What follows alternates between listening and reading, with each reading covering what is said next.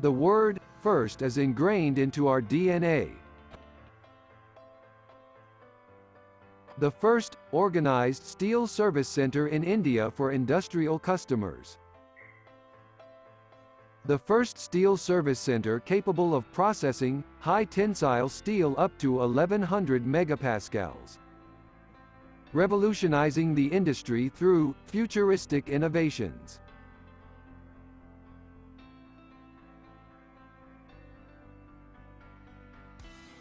Equipped with cutting-edge technology to deliver innovative products and services to customers. In perfect harmony with Tata Steel that enables it to extend its reach, facilitate order customization. Optimize lot sizes. And execute just-in-time deliveries. Partnering with blue-chip, national and international brands. Through a nationwide footprint. And a vibrant, motivated and agile workforce.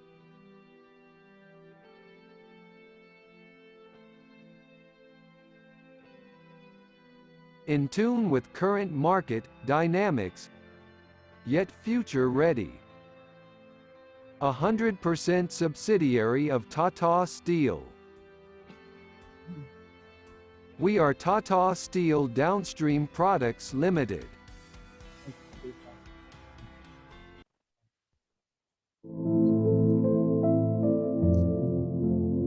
Good evening and welcome to the day 2 of the Bengal Chamber 11th Marketing and Brand Conclave, Conventions Be Buried, Transformation Rules.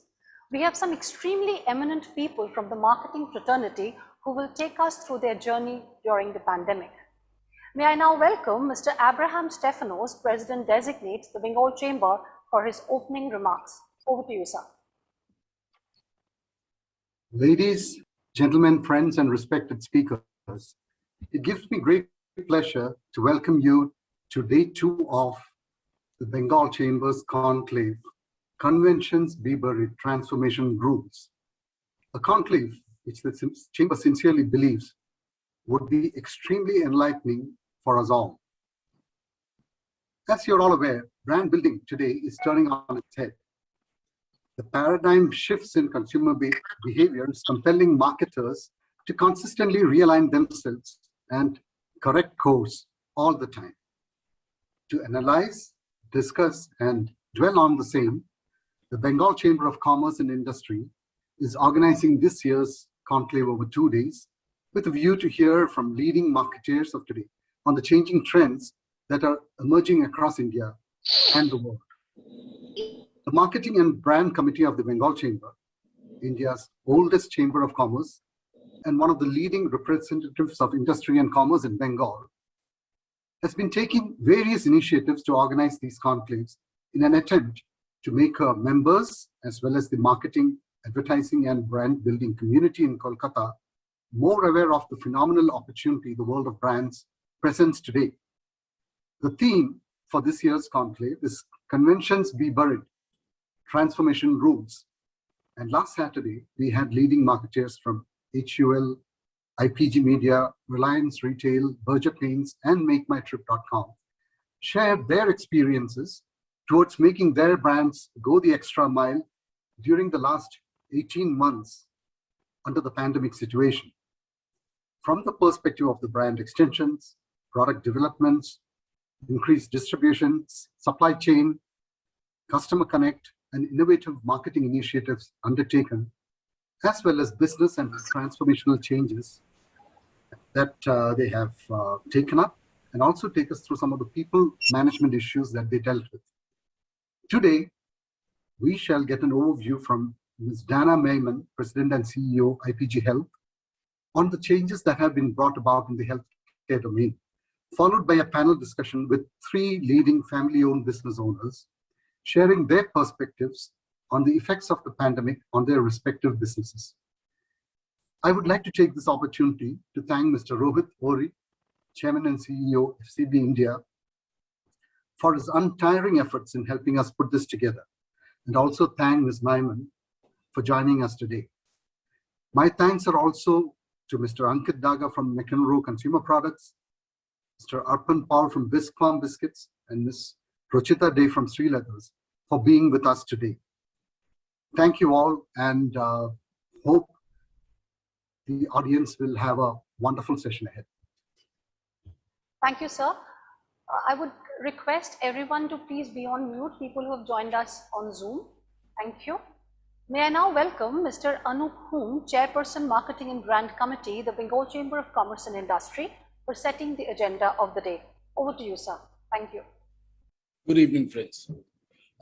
Annually, the Marketing and Brand Committee of the Bengal Chamber of Commerce does organize a brand and marketing conclave. We pick up subjects which are most relevant at that point in time. I'll give you examples of rural marketing with digitization, which is taking place, influencer marketing, the role of AI, machine learning, and big data, the changing face of brands, the millennial consumer. So we've had a spectrum of subjects which are most relevant at that point in time. We have been very fortunate to have some very prominent speakers participate. We've had Mr. Sanjeev Mehta, the chairman, MD of Hindustan Unilever, Mr. Bharat Puri, the MD of Pidilite, Sunil Alag, Piyush Pandey, the executive chairman of Gilby India, Mr. Tarun Roy, the chairman and group CEO, JWT, Mr. Pradeep Kashyap, the founder of Mart, and of course, Mr. Rohit Ori, chairman and CEO, FCB. Just before the March of 2020, there was a lot of discussion going on in the committee about all the disruptions which we see as far as marketing is concerned. But none of us were really prepared for what came thereafter.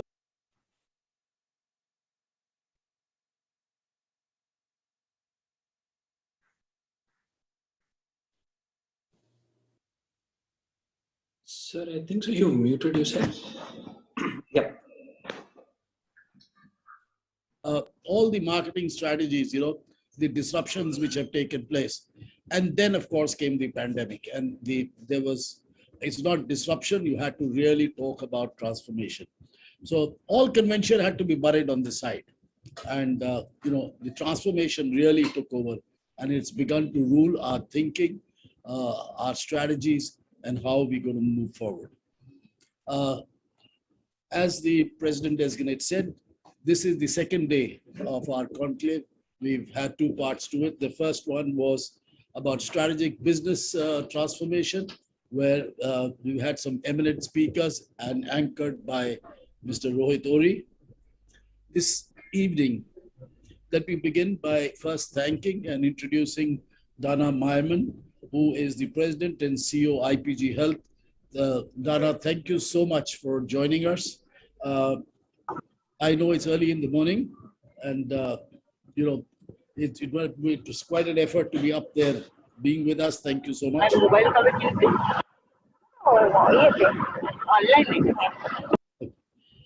The second part of the program is going to be transformation of family-owned businesses. Now, the reason we chose these, that normally what has been happening in the past is that we do look at corporates who already have a prominent footprint in the sector, across the country, and we've always been looking at those kind of brands and names. But I think the time has come where, sitting in the city of Calcutta, we have got to recognize and in some way commend the efforts of the family-owned brands which are on the growth path, who are creating a footprint across the nation and look like being the tomorrow as far as brands are concerned. It gives me great pleasure to welcome Rochita Day, who is the director of Sri Leathers, and the growth that Sri Leathers has had, already prominent in the East, but definitely looking at a large footprint and a brand and a force to reckon with as far as the footwear industry is concerned. May I welcome Ankit Daga, the head of business development of McEnroe Consumer, Wildstone.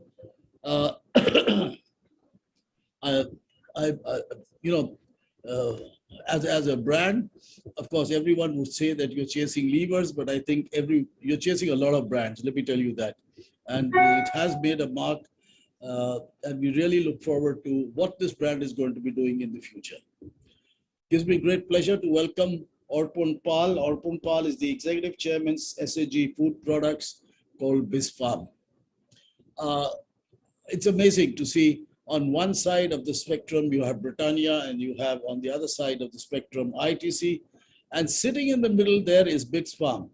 And let me assure you that given the industry of biscuits, confectionery, I think they are going to be a force to reckon with. They have a very, very good market share as far as the eastern part of the country is concerned. And we would look forward to hearing from all three of them. The moderation today will be done by Mr. Rohit Ori. Rohit has been not only a Calcutta person, but a very, very close friend and of the chamber. He's always helped us a lot, and I must thank him for that and for agreeing to moderate and anchor the show today. Thank you very much, Rohit, for all that you have done for the chamber. Good evening to everybody. Do enjoy the show. Back to you, Shornal. Thanks. Thank you, sir. I would request everyone to kindly be on mute so that we can hear the speakers better. Thank you. वो बचपन ही क्या जो दीवारों में बन जाए, वो बचपन ही क्या जो अपने निशान ना छोड़ जाए, जो मैला ना हो रंगों में, वो क्या बचपन है, जो झूमे ना उमंगों में, वो क्या बचपन है। बचपन जिंदगी में सिर्फ एक बार आता है, उसे खुल के जीने दो, दाग लगने दो। दीवारों पर लगा है ना बर्जर इजी क्लीन पेंट, इसके क्रॉस लिंकिंग पॉलीमर से नो दाग नो धब्बा, only beautiful walls. Berger easy clean paint. We would now begin with the first session of the day. All sessions today will be moderated by Mr. Rohit Ori, Chairman and CEO, FCB India. Mr. Rohit Ori is the Chairman and CEO of FCB Group India, one of IPG's lead agencies in India. He has been the driving force behind the agency's cultural and creative transformation in recent years. Under his leadership, the agency has consistently been winning top honors at all the prestigious global creativity festivals for its stellar work. The agency was most recently named the #1 creative agency at Cannes Lions 2021. The agency's creative excellence has been recognized at the industry's leading award shows. Awarded Agency of the Year at Campaign Asia Agency of the Year Awards 2020. Named the #1 creative agency in India by Spikes Asia 2021, the Drumworld Creative Rankings Most Awarded Agencies 2020, and the One Show Global Creative Rankings 2020, marked a Grand Prix hat-trick at Spice Asia 2021, along with a gold hat-trick by Andy Awards 2020. But all the awards and recognition are only testimony to Mr. Ori's deep passion for game-changing ideas that not only build brands with purpose for the agency's clients, but also transform our communities, societies, and the world at large. Mr. Ori is recognized as one of the top 10 most influential in Indian advertising. He was also named India's most inspirational leader in advertising by WCRC, and most recently, he was named to Influential Leaders of New India 2021, and in another event, recognized as India's Best 50 Marketing and Communication Leaders 2021 by White Page International. We would now welcome Ms. Dana Mehman, President and CEO IPG Health, for a fireside chat. Ms. Dana Mehman brings the intellectual prowess and strategic rigor of her law degree to her position as CEO of IPG Health. As CEO and President of the FCB Health Agencies, Dana grew the organization from a 65-person unit to a highly awarded 23-agency creative network with 2,800 plus staff in key global markets. Under her leadership, the network achieved industry-leading year-over-year revenue growth including record-breaking gains in 2020, and earned countless accolades and an enviable reputation. Notably, the FCB Health Network was named Cannes Lions's 2021 Healthcare Network of the Year and 2021 Clio Health Network of the Year. She was also named 2017 MedAd News Industry Person of the Year. Over her career, Dana has worked in virtually every therapeutic category, from high science and OTC to devices and diagnostics, across every phase of a brand's life cycle, integrating her professional, consumer, patient, payer, and digital expertise. Prior to joining FCB, she served as Director of Client Services for Gray & Harrison and Star Omnicom in New York. Dana is graduate from Brandeis University and St. John's Law School. Welcome, ma'am. Over to you, sir. Thank you. Hi, Dana. It's really a privilege to have somebody like you on the fireside chat today.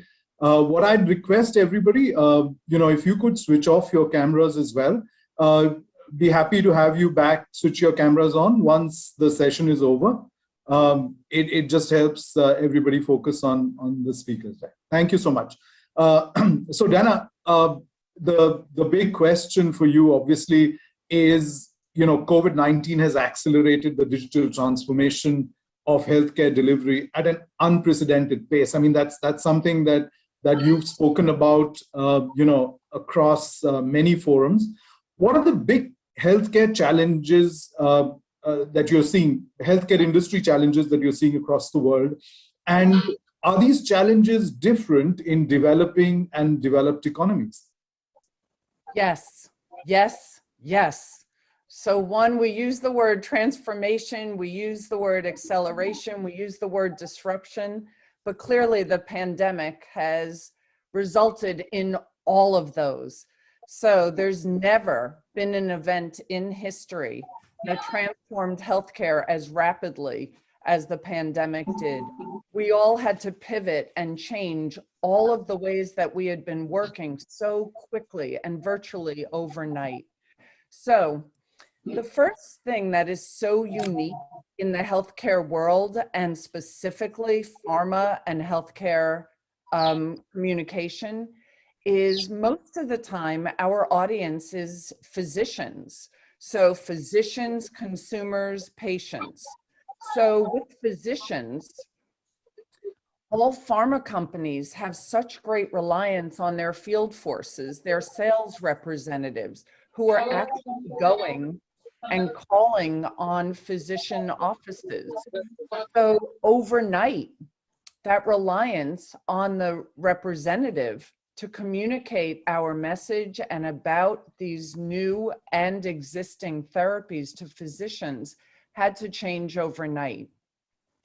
So of course, we needed to start with virtual rep calls to these physician offices. So of course, we had to make those engagements so much more inviting.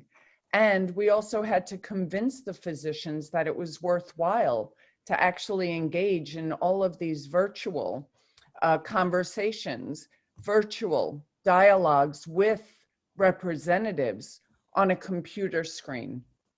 Again, when they were so used to seeing the rep in their office. But that was just one part. Another way that physicians are so used to getting their information is obviously by attending these global congresses around the world. Well, overnight, those congresses no longer existed. And, some organizations attempted more of a hybrid approach that quickly was deemed unsafe. So these congresses and conventions immediately pivoted to being entirely virtual. So all of a sudden, over the years, we had been trying to get all of our companies, all of the healthcare companies, all of the physicians, all of our customers to really utilize AR, augmented reality, VR, virtual reality, but really to very, very little acceptance. And the pandemic definitely accelerated the utilization of those technologies specifically. And we see how quickly the QR code, again, I remember launching QR codes into all of our promotion and advertising years ago, but then nobody really utilized it. And now you go into a restaurant and that's how the menu is presented, and that's how the bill is presented. So we see how the QR code, but that is entirely because of the pandemic. So the QR code, AR, VR, now we're seeing some of our clients starting to be so interested in utilizing the metaverse. And, you know, it's a buzzword and all of that, but it is one way to really foster connectivity with your audience. And if I could communicate one thing, it is connectivity. That's what all of our audiences, that's what all of our clients are seeking, because the pandemic caused, you know, a lockdown where people were unable to really connect with all the people, all the things they had connected with so much in the past. So just to get back to some of the ways that we really enhance the whole experience of a Congress without actually being there. So yes, greater utilization of technology, because really we had to close the gap between being in person and now trying to participate in these large events and congresses while you were at home. The next part that we tried to do was to really create these virtual experiences that actually lived long after the event date. So we ended up, you know, really trying to include our communication and our engagement with anybody who attended, you know, virtually, the congresses long after the presentation time. So then when we speak about health in general, it's amazing. On one hand, COVID was all about health and mortality, but yet what we saw were consumers and patients were really ignoring their health. They were ignoring preventive health. All those gains we had made over the years in every market, in every country, in every region were being erased because people weren't going to their physician for normal screening. We saw rates of cancers that were normally caught at a much earlier time being caught in later stages where really they were either inoperable or proved fatal. Again, because consumers and patients were ignoring their health. Now, we all understand why. You know, on one hand, a lot of physician offices were closed. On the other hand, hospitals, physicians, the medical institutions were all overrun, dealing with acute COVID pandemic issues. So we have many clients who have screening devices, and we quickly pivoted to ensure that those screening devices were available at home. The next pivot that occurred was the advent or the increase in telemedicine and telehealth. And this is starting to really penetrate the entire world at various rates. But for years, so many of our clients had been attempting to pivot to telehealth, to engage with a physician on screen, to actually state your symptoms, to send photos of your rash to physicians on screen, and to actually have the physician diagnose and prescribe medicines on screen, again, without ever leaving your home. Well, as you can imagine, the pandemic really accelerated utilization of telehealth and telemedicine. And what we're forecasting is those numbers, while they may moderate, it's never going to return to pre-pandemic numbers because, again, that telemedicine and telehealth have really improved the overall health and welfare of all people around the world. And again, I don't anticipate that'll ever go away. The next thing that we really started to see were companies like Amazon developing a pharmacy. You know, they had spoken about it for years, but of course the pandemic really accelerated that. And then even Prime RX is another Amazon, advent due to the pandemic as well. So the pandemic really accelerated all of these other industries, whether it's Amazon, UPS has now developed a healthcare division. FedEx has now developed a healthcare division. All of a sudden, these consumer brands, where you didn't really associate them with healthcare, were thrust into the public eye because they were the ones delivering the vaccines. They were the ones being able to tout that they had the freezer capacity that was necessary for delivery of so many vaccines. But at the same time, they had been delivering drugs and therapies for years, but they had never been recognized for their part in the healthcare delivery cycle. So those are some of, the trends, some of the disruptions that we're seeing that we fully anticipate will continue. That was exhaustive, Dana. That was really exhaustive. You practically answered all my questions today in one shot. But the interesting thing is that in developing countries, especially countries like India, which have an underdeveloped, healthcare system, digitization of the healthcare has been something that, has been there, but it's really not something that was, exactly to your point, not widely used. But I think India is now realizing the power of telehealthcare and how that actually pole vaults over the infrastructure or the lack of it, right? So that actually is something that we expect to really transform the way healthcare is. Today, if you call a hospital and you say, we want an appointment with this doctor, they'll ask you, do you want the in-person or do you want a teleconsultation, right? And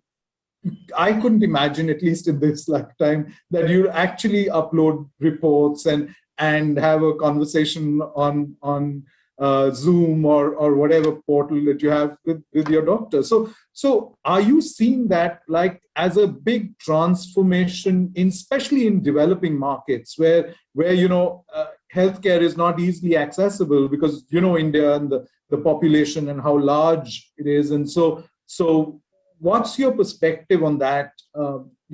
Is that really a big transformation we're going to see? Absolutely. And it is definitely not going to return to pre-pandemic levels. And if you think about it, it's actually a huge therapeutic and health advance. Because as you said correctly, Rohit, there are so many regions and parts of the world where healthcare was not being delivered. And it wasn't being delivered because there weren't enough physicians and there wasn't the healthcare structure in those regions to support any type of healthcare. So to us, this has really increased access so much more broadly. The other thing, what we're seeing is so many of the pharma companies, and I think for the first time in pharma history, the sentiment around pharma, because we always conduct these sentiment studies where we assess, how people are feeling about pharma. And as you can imagine, pharma has always been vilified because of the high cost of meds and, you know, people saying they can't get access to the therapies they need. Well, pharma, you know, obviously is a bright spot in the COVID world due to the advent of the vaccines. So they've started to capitalize more, and they like being perceived or portrayed as the good guy and the good company. So they've increased so many of their patient support programs, and they've really tried. And you can see in all of their promotion, they talk about if you can't afford your medications because of the pandemic. So there's been an increase in access to those medications also. So that, coupled with the telehealth and the increase there, and the greater access overall to healthcare, will absolutely result in increased and better healthcare throughout the world. Also, we've really only touched on telehealth, but it's also the increased utilization of all of these apps, and companies starting to refine these apps' utility in healthcare. So Twitter, you know, you ordinarily wouldn't think of that as necessarily a healthcare app, but we're using it so much, not just with physicians, but they do actually communicate with their patients in that fashion too. And that has been so interesting, but definitely an advance. And then when we think of the different communities, I mentioned the power of connectivity and the importance of connectivity throughout the pandemic. It's resulted in communities, and communities of physicians coming together, but also communities of patients who are suffering from similar symptoms or similar diseases. And all of a sudden it's given them a voice. And of course, the voice of a community is so much more powerful than the voice of just one. Yeah, absolutely.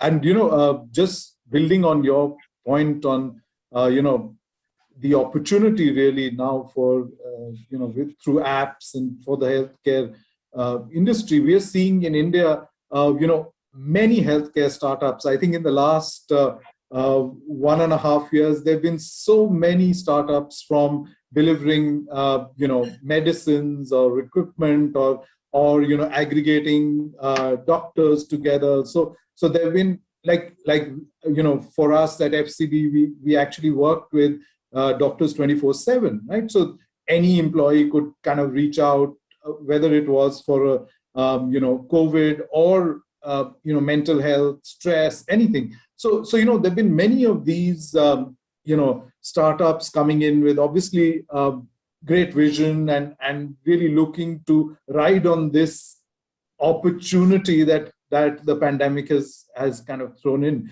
So what's your perspective on, you know, which of these will truly succeed, which will kind of just fall by the wayside? What's the what ingredients would make true success, you know, here in the startup world? So Rohit, I just wanted to kind of go back to one thing you said, mental health. So that is something, again, around the world where we're seeing unprecedented numbers.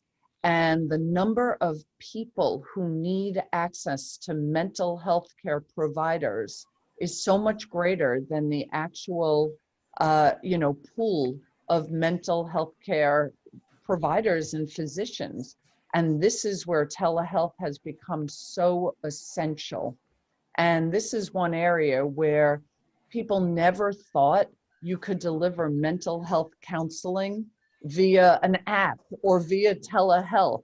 So again, the success that we've seen will really validated, you know, how powerful a tool this is, and that will absolutely continue. So with all startups, you've seen that some succeed and many, many, many fail.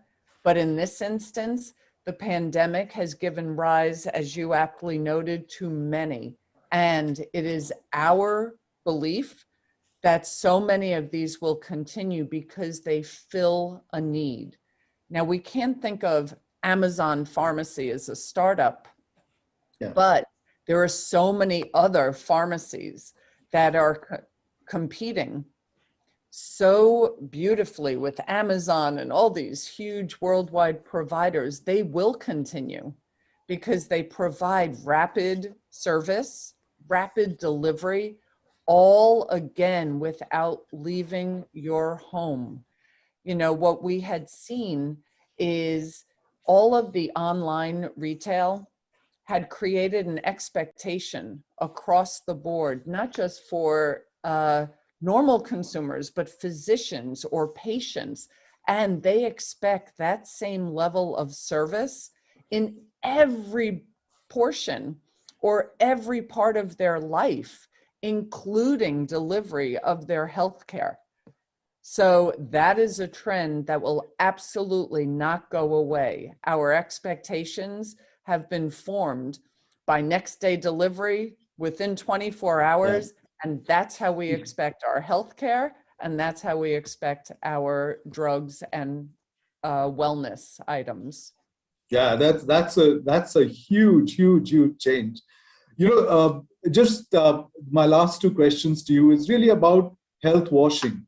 You know, because there's also the flip side of this where we are seeing, you know, categories which never ever intersected with health today intersecting with health, because health is the foremost concern that, you know, we've done enough work around, and obviously health is the number one concern. So from shirts to paints to what have you, you know, there's a health benefit. They're antivirus shirts, right? So and that now is becoming, even real estate, you know, so there's some new launches in India where each apartment is provided with extra, filtration, air purifiers and stuff like that built into the house, antivirus walls, etc. You know, so there's a lot of activity there, and you know, it seems very opportunistic at one level. So, do you think this is kind of going to be a trend? No, Rohit, this is not a fad and definitely not going away for two reasons. One, we have now raised the consciousness of every person and consumer out there that you need to take this active participation in your health, and you play a role in your health. So that's the first reason why it can never go away. And two, success.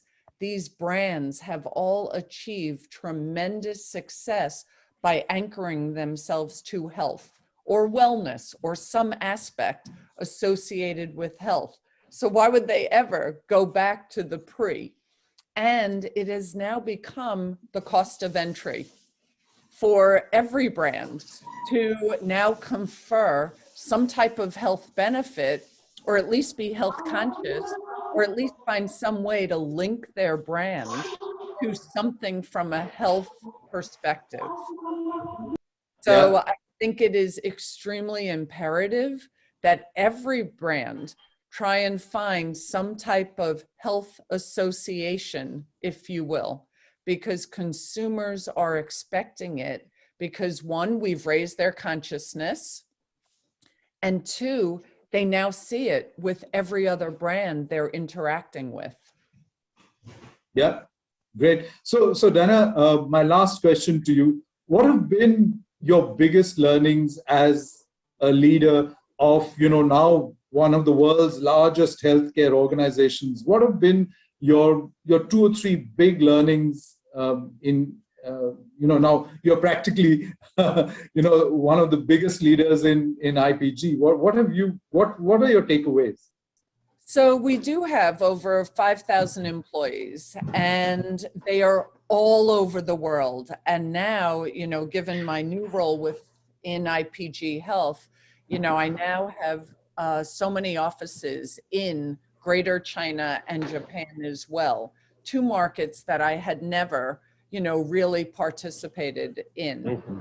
So the first one is that connectivity that the employees and everybody is seeking, it is so much more important than ever before, because you don't have the physical aspect of an office and, you know, a central gathering place, and you're not able to have as many in-person meetings. So, you know, the town halls that we've been doing, but again, it's not just a town hall of you speaking, you know, it's the interactivity, it's the connectivity. It's so hard as a leader, you know, to really try and reach out and touch as many of your employees as you can, but you have to. They're craving that. They're looking for that.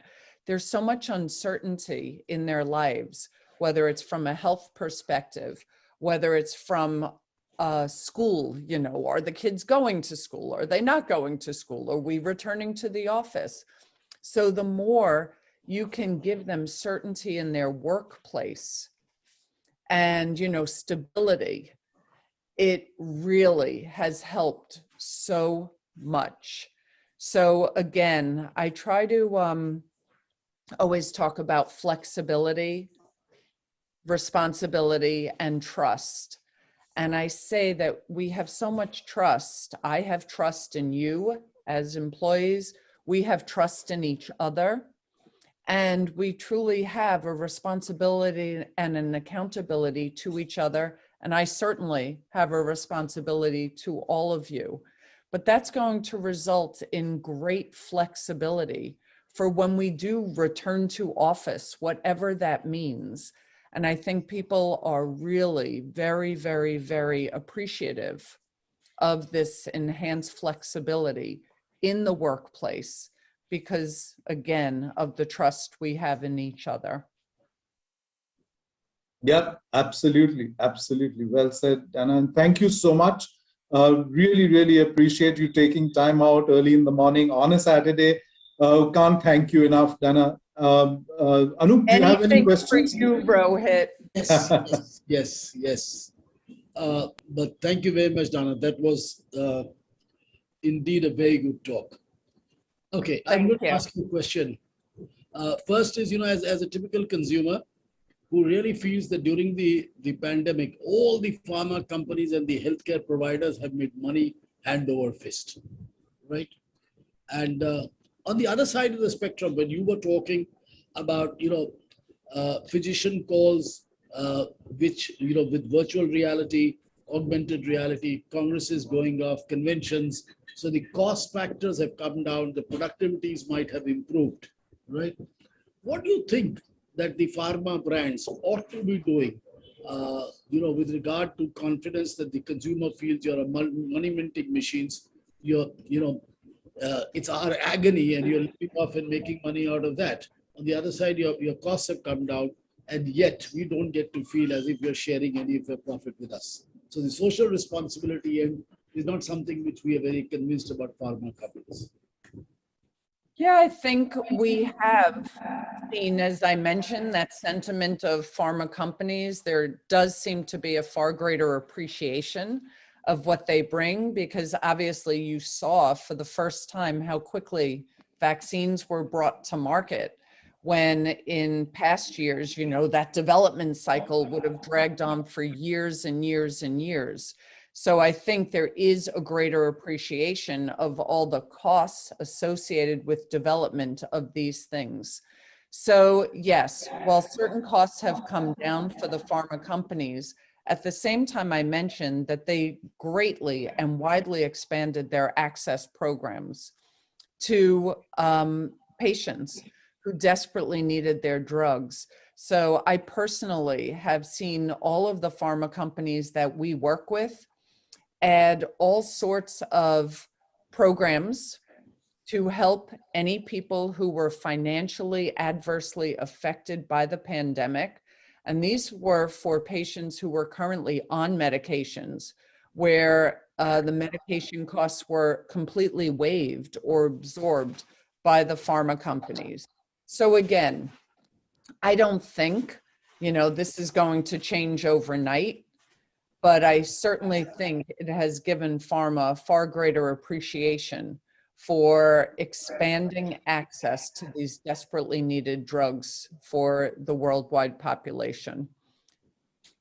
Dana, if you can give me examples of a few countries where this is happening, because if you look at when we sit up here in India, we don't notice such a thing being undertaken by the pharma companies, right? Okay, well, I certainly know in the US and in South Africa and all of the regions in Africa in terms of free vaccine being distributed and, you know, quickly being distributed from other parts of the world, you know, where there was excess or, you know, to ensure that it didn't go to waste. Yeah. So again, I only am one part of pharma and healthcare, and I can't single-handedly address all of this, but I'm certainly going to keep trying. Thank you, Dana. Thank you so much. I think we've just run out of time. Thanks so much for doing this. Absolutely. And look forward to catching up with you soon, and hopefully maybe in India. Pleasure. Yes, I'm Bye. very hopeful. You know I love visiting you. Absolutely, absolutely. Thank you, everybody. Thank you. Thank you. Thank you, ma'am. Thank you, sir.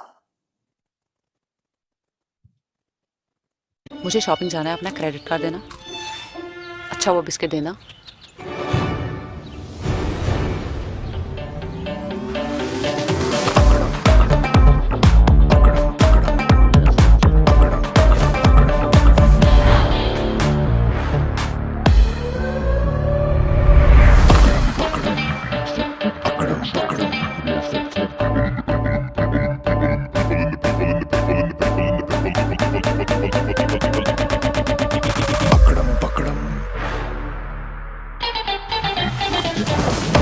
Biscuits you'd hate to share. Best Farm, the top.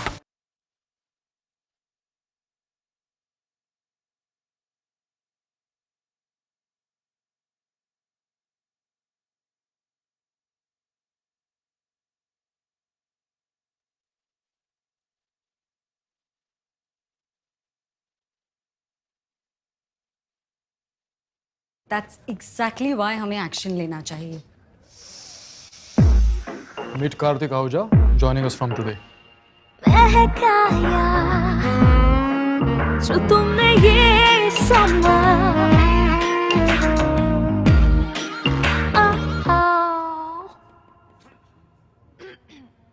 आगे proceed करें? बिल्कुल.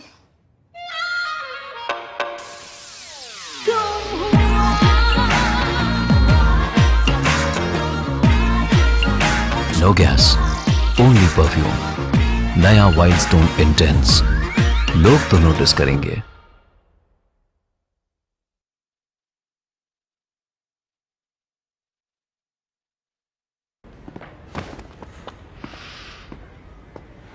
Listen. Sorry. वो छोड़. Deo कौन सा लगाया? Secret है. ओए, बता ना. बोला ना सीक्रेट है. अगली बार मैंने तो. Secret temptation. Dios for women. Shh.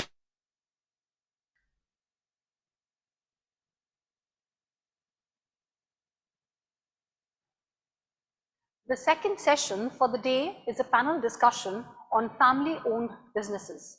The panelists for the session are Mr. Ankit Daga, Head, Business Development, McEnroe Consumer Products. Ankit, Head, Business Development, is taking the Dio brands his father built to the next level. He considers himself privileged to have such an excellent launchpad and considers it his responsibility to take it to the next level. He is passionate about consumer products, markets, and making McEnroe the #1 place to work at. Along with his skills and expertise, Ankit brings with him a flexible mindset that has allowed young professionals to realize their potential and become leaders of today. Never shy of employing new ways to address problems is a quality that can be attributed to Ankit's openness to learning and risk-taking abilities. People-centric, he is committed to building an inclusive and supportive workplace where talent and creativity thrives. Ankit believes that a company's success is not just about strategic partnerships and innovations, but depends on its people. Under his leadership, McEnroe has created a culture that brings out the best in its employees, a factor that has contributed to the company's recent successes. Apart from work, Ankit enjoys playing different sports, reading, and is a self-confessed foodie. The next panelist today is Ms. Ruchita De, Director, Sri Leathers. After pursuing a BBA from University of San Francisco, Ruchita worked in an e-commerce startup in San Francisco as an analyst, which led her to pursue an MBA from Syracuse University, where she graduated from in 2018. Since then, she joined her father's business, Sri Leathers, as a full-time director. As a second-generation entrepreneur, her leadership style is greatly influenced by her father. They share a passion for building people-centric work environment for the organization and a reliable brand for consumers. Currently, she is serving as a director in Sri Leathers, overlooking strategic management and sales operations.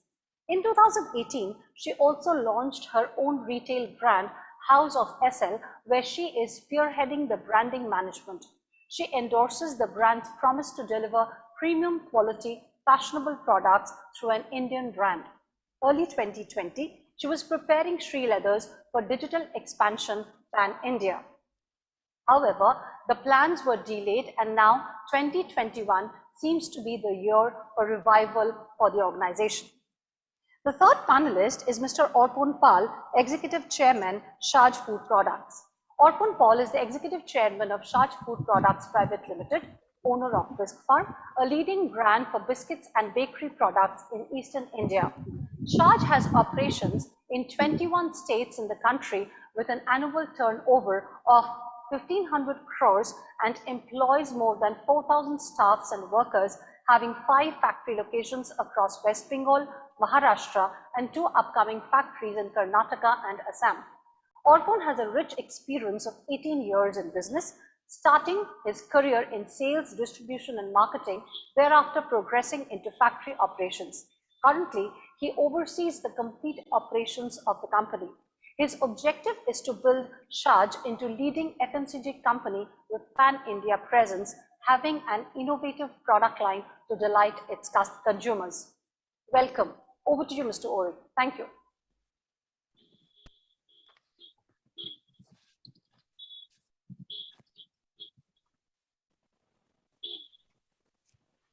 Hello. Hi, good evening. Hi, good evening. Good evening.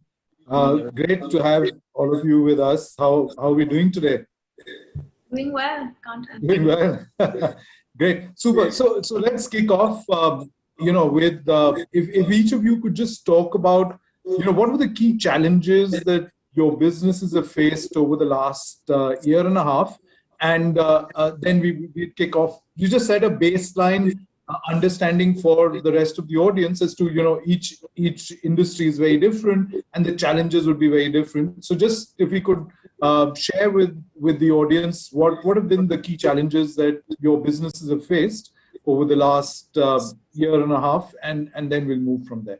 So Ruchita, do you want to go first? So I think one of the main challenges, which I think will be universal across the board, was the fact that for me, the lockdown had a huge impact on our mainly because the brick and mortar sales was a huge part of our top line accounting. So when that took a hit, it was very difficult for us to financially survive for the rest of the year. However, the festive season did see a peak. Going forward, I think another challenge that we did face was because our organization is very strong on our company culture and organizational culture. The fact that people couldn't come to the office to work, they had to work from home. We did see a decline in productivity in terms of the quality of work that was being produced was not as competitive as it would have been if they were coming to work. Because my father is he's a very charismatic leader, and he used to give all these motivational speeches, which I cannot do that. But then that really helped when you start your day with those speeches and you have the objective set, and when you're in a room full of people with a similar objective, that cannot be translated to when you're working from home and you have an agenda that you have to follow with. I feel like that company culture plays a strong effect in terms of building momentum to delivering a joint goal when you're working in an organization. So that, I think, those two things were, I think, the biggest challenges that we faced in Shridadas as an organization. So, you know, the thing of building organization culture, that is truly one of the biggest challenges companies have faced. And like you said, if your father is a charismatic leader, obviously, seeing him, and interacting with him shaped a lot of the culture of the organization, right? So remotely, there's always a challenge to do that, and those then become, in many ways, something that the organization needs to focus on now that we are coming out of and rebounding back in. How do you build that? It's like a fixed deposit. You've been withdrawing that fixed deposit over this period, right? So now you need to kind of put that fixed deposit back in. So hopefully this is the opportunity to do that. So Arpan, do you want to go on next? Yeah, sure. So our experience was slightly different. We were lucky, actually. I am in, and our company is in food, and biscuits is what we make. So the pandemic, when that hit us, we were all very anxious. We didn't know what to do, what is going to happen. But thankfully, it impacted us, but it did not hit us as hard as we thought it would. The first month was complete breakdown of supply chain, factory operations, sales, everything kind of came to a standstill. But thereafter, the government started gradually relaxing the norms, the restrictions.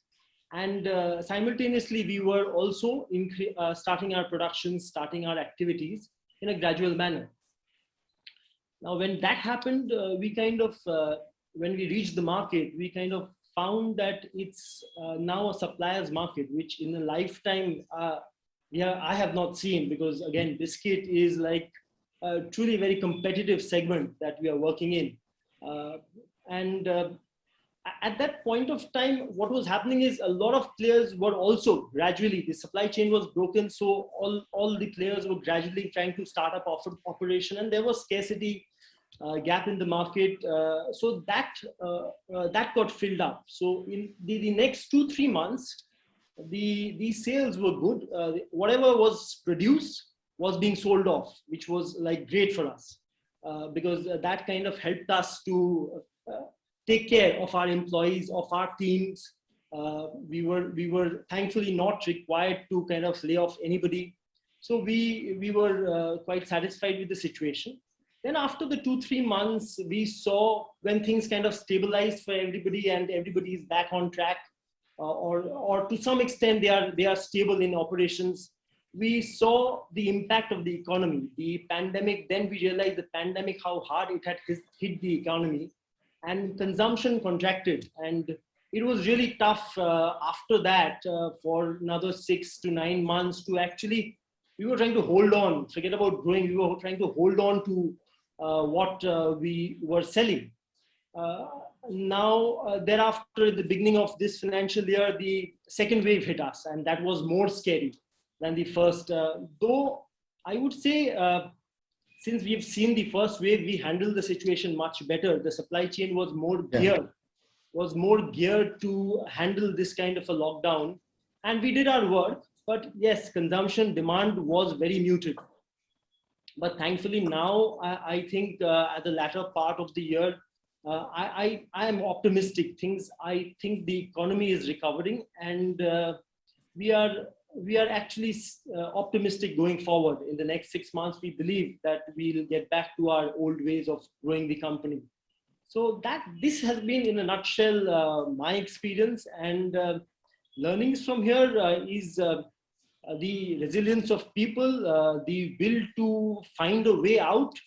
Saw the ingenious Kirana store coming to our distribution points, picking up stocks when in my lifetime I've not seen people. It was always the other way around, going to the kirana shops, traditional trade, and convincing them take our products, this, that, and everything. So that was that resilience of surviving. That is something that I saw. And the second part is the importance of digital and more importantly, mobile as form of brand building, advertising, as also in terms of the commerce, the business bit.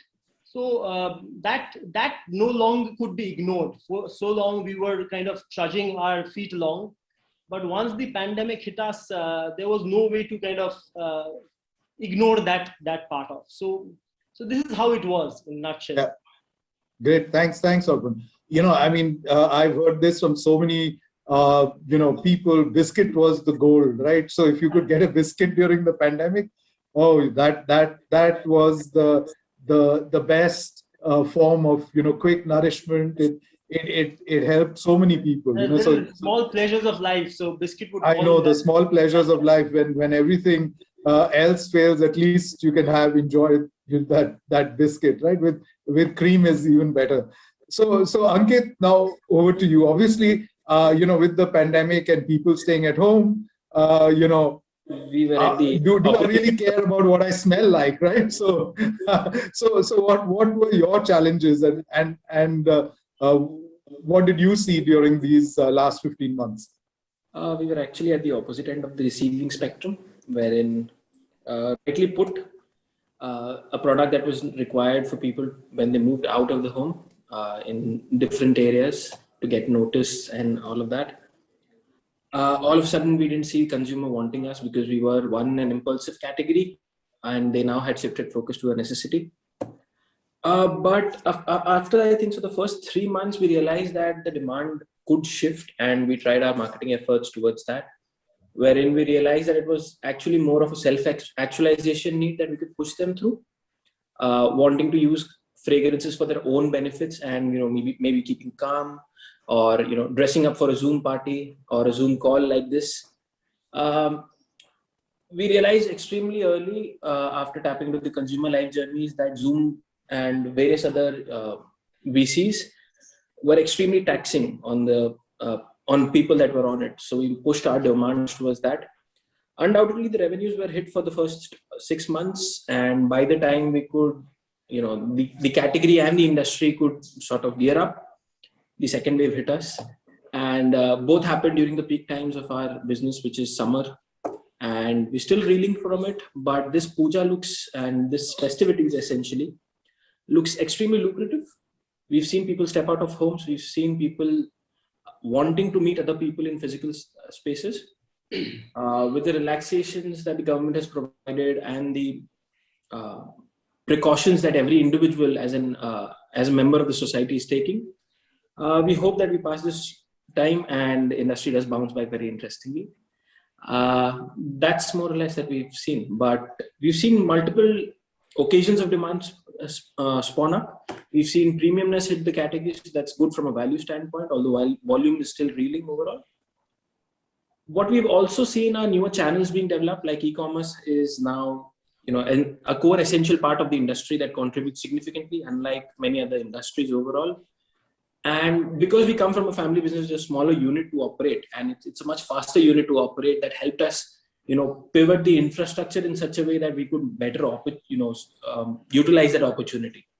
Entire investments and larger focus of skills and infrastructure got transferred to there, and that's largely why we have so much fun, because coming out of the pandemic, we have another skill set and another infrastructure for future growth. That's what we look at overall. Yeah. So this is the second day. From the first day when we were talking to many of the large multinat India present, the Unilevers, as well as Reliance and Berger. So many of them actually felt that this was, an opportunity in disguise in a way, right? So my next question to the three of you, you're the next gen leaders of very successful businesses. in the eastern part of India, and of course, growing rapidly across the nation. So, as we always think about that, your new leaders, you come with new ideas, new thoughts around business transformation. So has the pandemic in some way, almost accelerated a lot of the thinking that you wanted to implement in the organization? Like we heard, it's new habits have formed. The consumer has changed enormously. Market dynamics, there's been a seismic shift in lot. So at times like these, young leaders, who come into an organization very often have a tough time getting new ideas in and stuff like that. And so the pandemic actually has that. So just wanted your perspective. Has the pandemic really accelerated some of those changes and helped you push some of your new ideas through? So anyone can go first. Whoever wants to do this. Ankit, since you were smiling a lot, I think you can go first. It does. It actually, and it's good for our professional careers as well. We've come from a line where, most of us feel that we have been handed over a large platform. And then things are going extremely well. You're delivering growth on year on revenue as well as profits. And all of a sudden you're put in a situation where you have to now think on your feet. And there is no guidebook, no education that can help you come out of it. That's where you realize that you're actually in life at a roulette table or at a chess table. And business is about strategy and implementation of that. Very rightly, what helped me personally was the team that surrounded me. We were extremely agile. We were a team essentially that was actually newly minted. We did put a new management structure on board, but it was also a team which was fresh and wanted to do so many things and wanted to implement it even after sitting from their houses. Even if we were in our shorts and t-shirts, we wanted to do so many things because we were all new in the organization and wanted to implement newer structures so that growth could be delivered. And that actually helped the organization build, infrastructure and skill sets. At the same time, the new team actually gelled better than what we could have, honestly, because we have multiple offices in the country. Nobody felt that, somebody sitting out of Gurgaon was farther away from somebody sitting in Calcutta, because at the end, it was the same screen. And by God's grace, we were actually prepared with the IT infrastructure as such because of the great IT team that we had and the amount of investments that we had made. But one good thing that was extremely clear is the pandemic separated the people who wanted to do versus the people who did not, or usually found out the reason. Luckily, I was on the side where I had a team and I had a group of people around me who wanted to do and wanted to implement stuff. We were extremely agile in terms of what we wanted to do. We had about 3 bi-weekly reviews wherein we put projects through, implemented them even faster.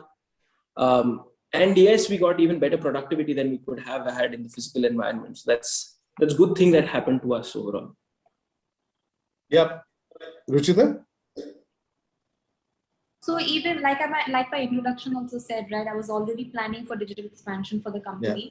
So one good thing that happened was, because Sri Lanka is so focused on our offline performance, because India is a country filled with festivals. So by the time I'm done preparing with Durga Puja, there's Diwali, then there's Lagan, and then Christmas, and so on and so forth. So we never had the opportunity to break from that cycle and then focus on our digital performance. Now, in one way, the pandemic helped us push through that, because now consumers were looking for digital options. They were getting more and more comfortable buying, because I'm not an FMCG brand. When for products like mine, tangibility plays a very important role. So I did not have the motivation to leave something that was already working so well for us and then focus on the digital platform immediately. So in that regard, it worked really well. But early 2019, because I was working on the digital platform, I was also working on a decentralized warehousing unit where we wanted to have a warehouse also in North India. That way the logistics worked out a little better, a little bit cheaper for the end consumer in terms of their, say, delivery charges, shipping charges. So that construction stopped. So in that regard, I think the pandemic did not help my plan as such. So it's like pros and cons, you weigh them forward, right? So now 2021 seems to be the year for the construction and the decentralized warehousing unit. and the consumers are already very comfortable shopping online. So that has worked well for us, good and bad, both. Yeah. So Ruchita, we had Damodar Mal, who's the CEO of Reliance, talking to us as well, and he was talking about omni-channel, right? So that's something that's so important today, and especially like what you're saying. It's not either or. It's physical or digital. It's both. It's and, right? So it's physical and digital, because that's the whole thing that the pandemic has really transformed. And I think going forward, that is going to stay, right? So we will need to really look at being omni-channel versus, focusing on a traditional channel. I agree. I mean, we are a technology accelerated economy where disruptions are very normal. If we are not agile, like Ankit also said earlier, I think we won't be able to survive. So omni-channel is the only way forward if you need to survive in the long run. I agree. I fully agree. Yeah, absolutely. So Arpan, what's your perspective as the next gen leader? So what was forced upon us is the e-commerce part of the business. Traditional trade, traditional markets are still a majority, 90-95% of the business. But once this thing happened, then we actually brought about our own BizFarm shop, online shop, and we kind of configured the whole matrix on how to go and address those orders which are coming in online. So that was something that we were kind of trudging our feet on for some time now. We were kept on thinking we'll do it, but the supply chain was not falling in place, but we were forced to put the supply chain in place. We used our depots in all the states that we have to see that the end consumer is then catered through. So that was a big thing, and also advertising on digital, the importance of advertising digital. So that also we've now allocated a lot larger budgets to digital advertising.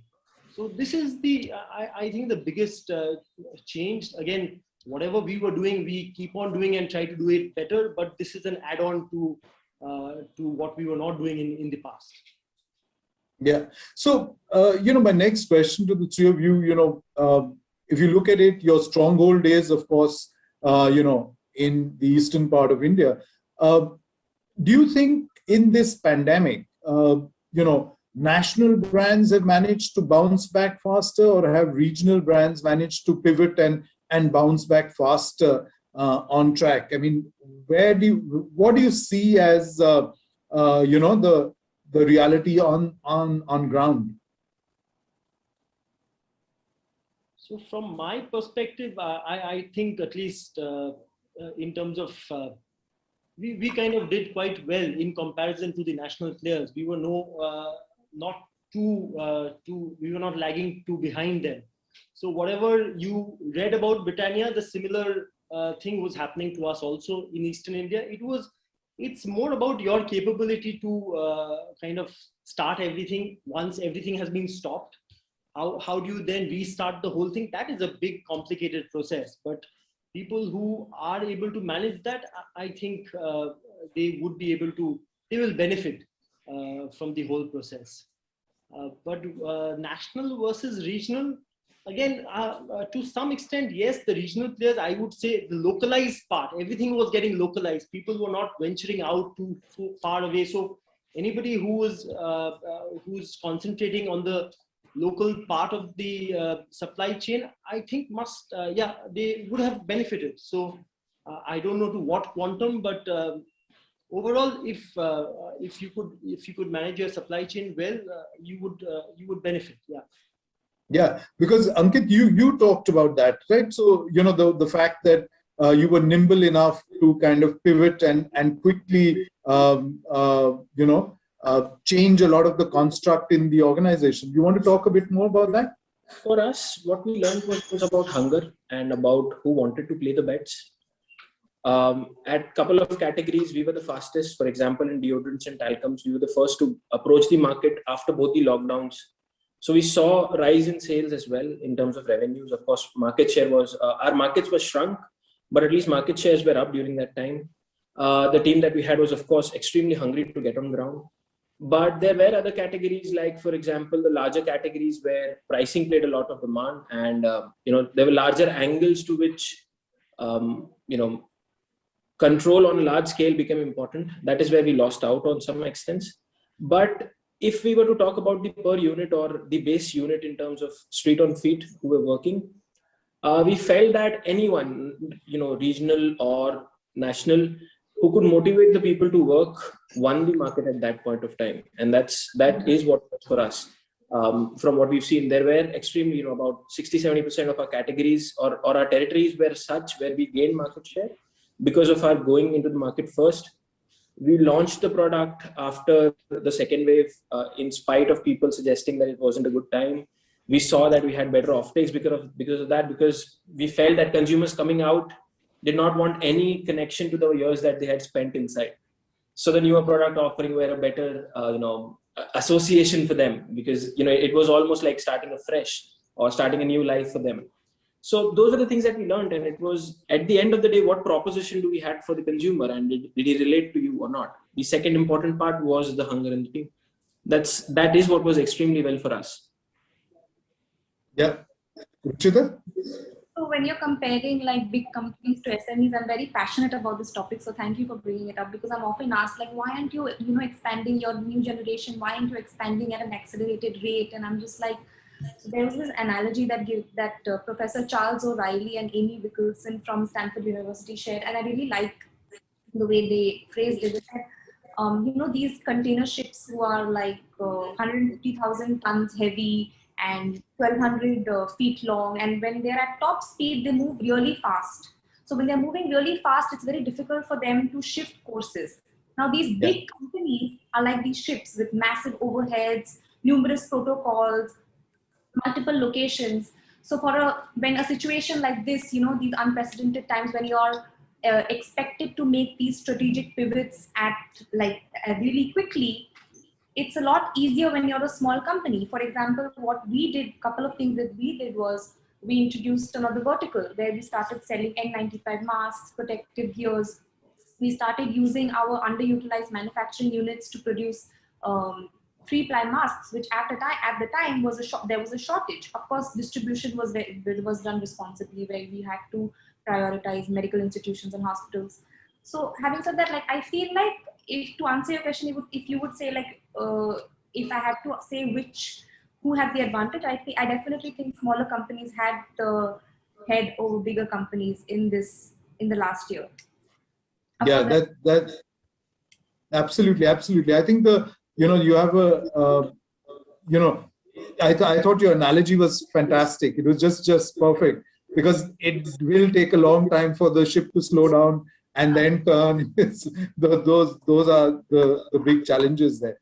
So, the next question I had was, is because one of the things that we've seen across is that, companies are reaching out direct to consumers, right? So there is a direct to consumer connection, which was never there. Suddenly I find access, I can go directly I don't need to go through, a store or a big mall or an aggregator or anything. I can go directly to a company to get what I want to do. So is this whole thing, you feel something that will really change, how distribution, supply chain, like what we say, the supply chain of the future. The supply chain of the future is really going to be omnipresent, right? So it's anywhere, anytime, any consumer wants something, it'll be available to him. So specifically, my question is that, is direct to consumer something that you would actually see as a big trend coming out of the pandemic? Like, Arpan, I know you have the experience stores, right, where you can come in. You spoke about that in our last conversation, where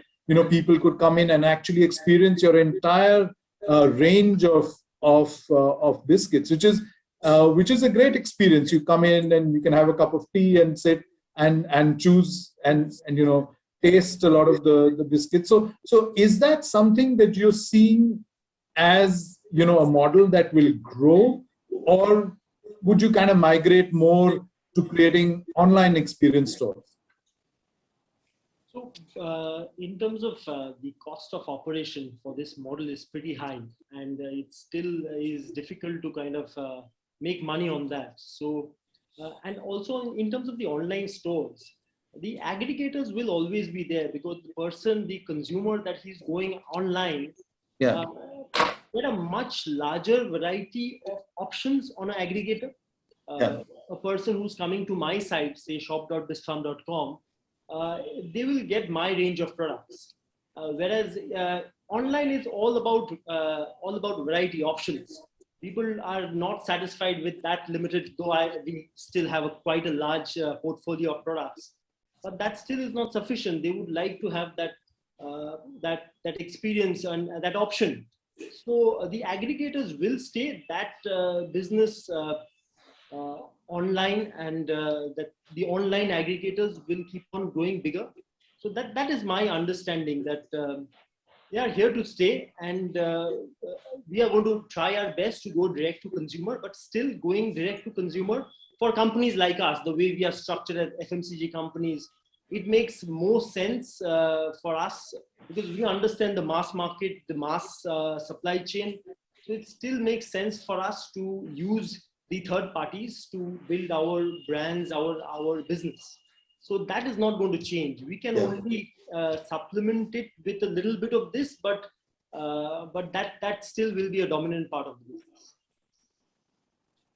Well, what do you think, Ruchita, about this? I actually agree with a lot of what he said, especially because, see, I'm a retailer. I deal B2C, and I obviously think that every member of the retail, like every member of the supply chain, has a key role to play. And I'll be honest with you.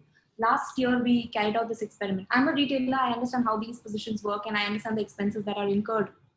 Even then, when we hosted these pop-up stores in different apartment complexes, we wanted to promote convenience shopping. You don't have to come to our store, outdoor shopping, all COVID protocols are followed. It turned out to be a very expensive proposition, despite the fact that I'm a retailer. So I can understand that he would say that it's an expensive proposition for a manufacturer to deal directly with consumers.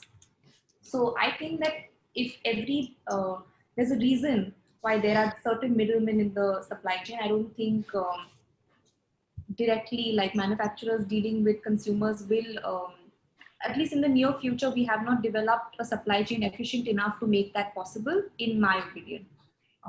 We also do have an export house.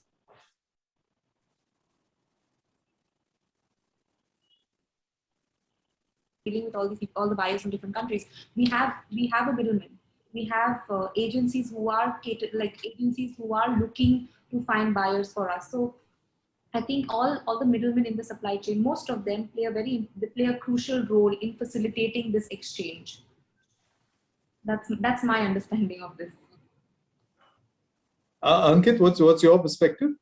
We look at it slightly differently because we have the liberty. Our industry does give us the liberty, because what we felt is there is a correct shift in the consumer movement towards individualization or personalization, for that matter. And they have moved on from just a transaction with a brand or an organization to an experience. That is where both retail as well as direct to sales or direct to the consumer comes to picture. If I am able to give a product offering that in that current consumer context is, helps the consumer to get a better product experience, for me, it is just an additional channel of business where growth can be looked at. There is no replacement for the general trade and the modern trade outlets that we do, undoubtedly. But there is definitely for a larger chunk of our consumers that we feel are looking for an experience that eases, delivery of the product, as well as eases a lot of finding a product. Because in our organization, in our industry, finding the correct product for the consumer is also a challenge, which we can, by the help of various technologies that we see in front of us, deliver via the D2C channels. Now, that could be a marketplace, that could be via our own website, but it all depends on the product offering that we have. And like we were saying, I do have the liberty of, of a huge chunk of my sales coming in from online and e-commerce, and hence business economics for me can be matched on that end. Yeah. What that gives me is the liberty of giving that added product benefit and the added product experience of finding the correct product for the consumer, to create another business vertical per se. And hence for us, it's actually an all gung ho towards the direct to consumer route, wherein, like we said, we have developed certain infrastructures that can help us now going forward that pace. Yeah, well said. We just, the other thing that I was reading the other day was this about, national brands, talking about marketing to many Indias, right? So a company like Unilever has kind of instituted a whole new way of, evaluating annual operating plans. So it's never, especially for India now, the new way that many of these companies are approaching marketing is that we look at marketing to many Indias with a specific intent that each region has a different, their different insights, their different dynamics in that market, and one needs to kind of address those specifically. So do you see that as an increasing trend going forward? Because, very clearly, I think people, Ankit, just building on your point, this whole thing of, personalization, getting a closer connect with consumers, really. And that's the new mantra of growth, saying that, we don't want to do a catch-all, marketing plan.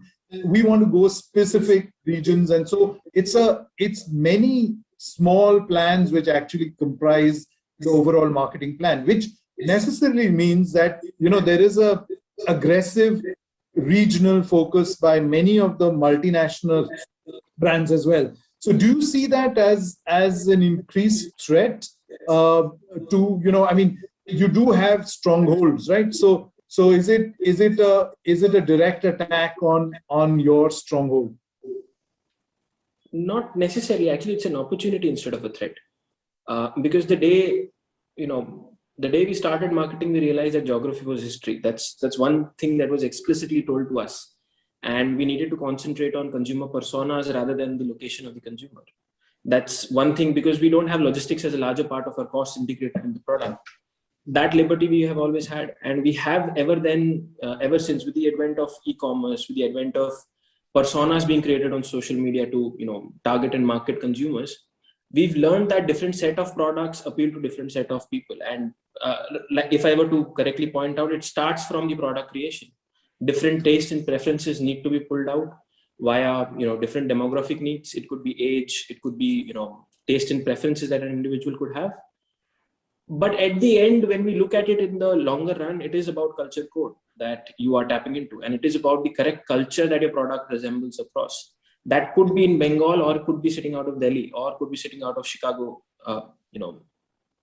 But at the end, if your consumer resonates with you, he will have a preference, and that preference is where I want to build consumer loyalty, regardless.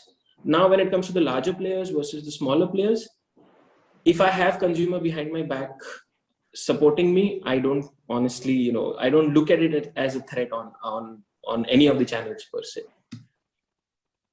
Yeah. So, Ruchita, what's your perspective? It's a difficult question. So I think that even as an individual, human beings are heterogeneous beings. Like I myself have different moods. I will wear one shoe to a party and a different shoe to work. So I don't think we can categorize our tastes and preferences in any bucket. Having said that, if I have different moods, imagine how different people will have different choices and preferences. And then we have in India, especially when an urban population is trying more and more to adopt the Western culture, the pop culture from there, the European fashion weeks have been so influential in our lives. That is playing such a huge role. And then of course, the rural population is a lot more conservative in terms of their fashion choices. So I do think when you are catering to your consumers, there are a lot of individual marketing plans that you have to cater to. You have to have a diverse, for me, because I need to hit certain volume sales to be able to be profitable. So for me, I need to be a little bit more universal. Like I need to have a broad spectrum of not product categories, but in each category, broad spectrum of varieties to be able to see. I can build a brand recognition. I I can associate with a certain consumer because, you know, I may have my brand's ethos may connect with them and they might like what the brand stands for. But having said that, if they don't like the product, if they don't like the design, or if the price does not suit them, everything, like, they can like me from a distance. Like, if I see, for me, like, I can admire, say, like an Hermes or Louis Vuitton, but if I can't afford it, or like it doesn't suit me,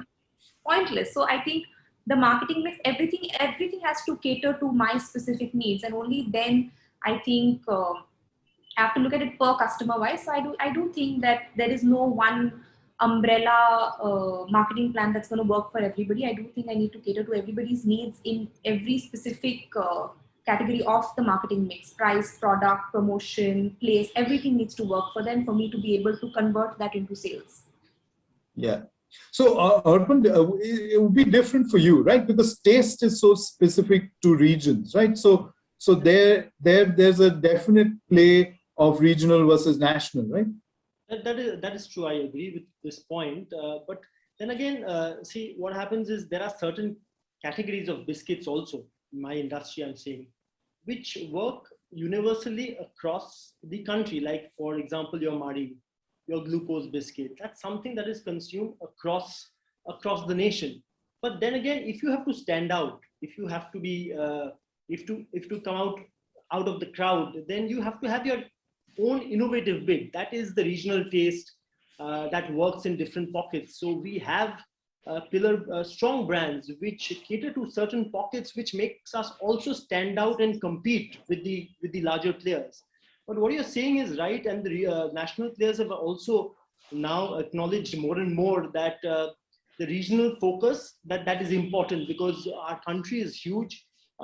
Taste preferences are different in different parts of the country. For example, the santoor works very well in the south of India. It does not do very well on the other parts of India. So it's many small plans which kind of combine to make the larger marketing plan. But you must have that capability of focusing regionally also to kind of become a national player. So I agree, that is the way. It will only get stronger going forward. But whether it's a threat or not, it was always a threat. People may be recognizing it more. But see, your capability of doing something innovative, that is your inherent capability. Whether you are national, whether you are regional, it's the culture of the organization. So that's about it. You have to work on your strengths. That's what I say. Absolutely.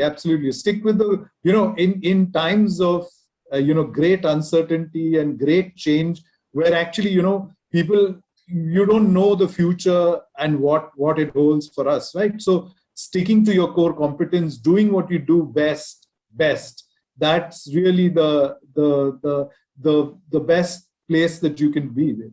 So my final question, it's a bit of a tough question, so I apologize ahead of that, right? So after the pandemic, like, as stepping out, we are all hopeful, fingers crossed, the worst is behind us. As we look to the future, the next year, the next 2-3 years, as the next gen leaders of your organizations, obviously you will take your companies to new directions, right? So what is the one thing that you will not do that, as an organization you've been doing, and the one thing that you will do, as what you've learned from the pandemic? So, what's that one thing that you want to leave behind, one thing that you want to embrace and move forward?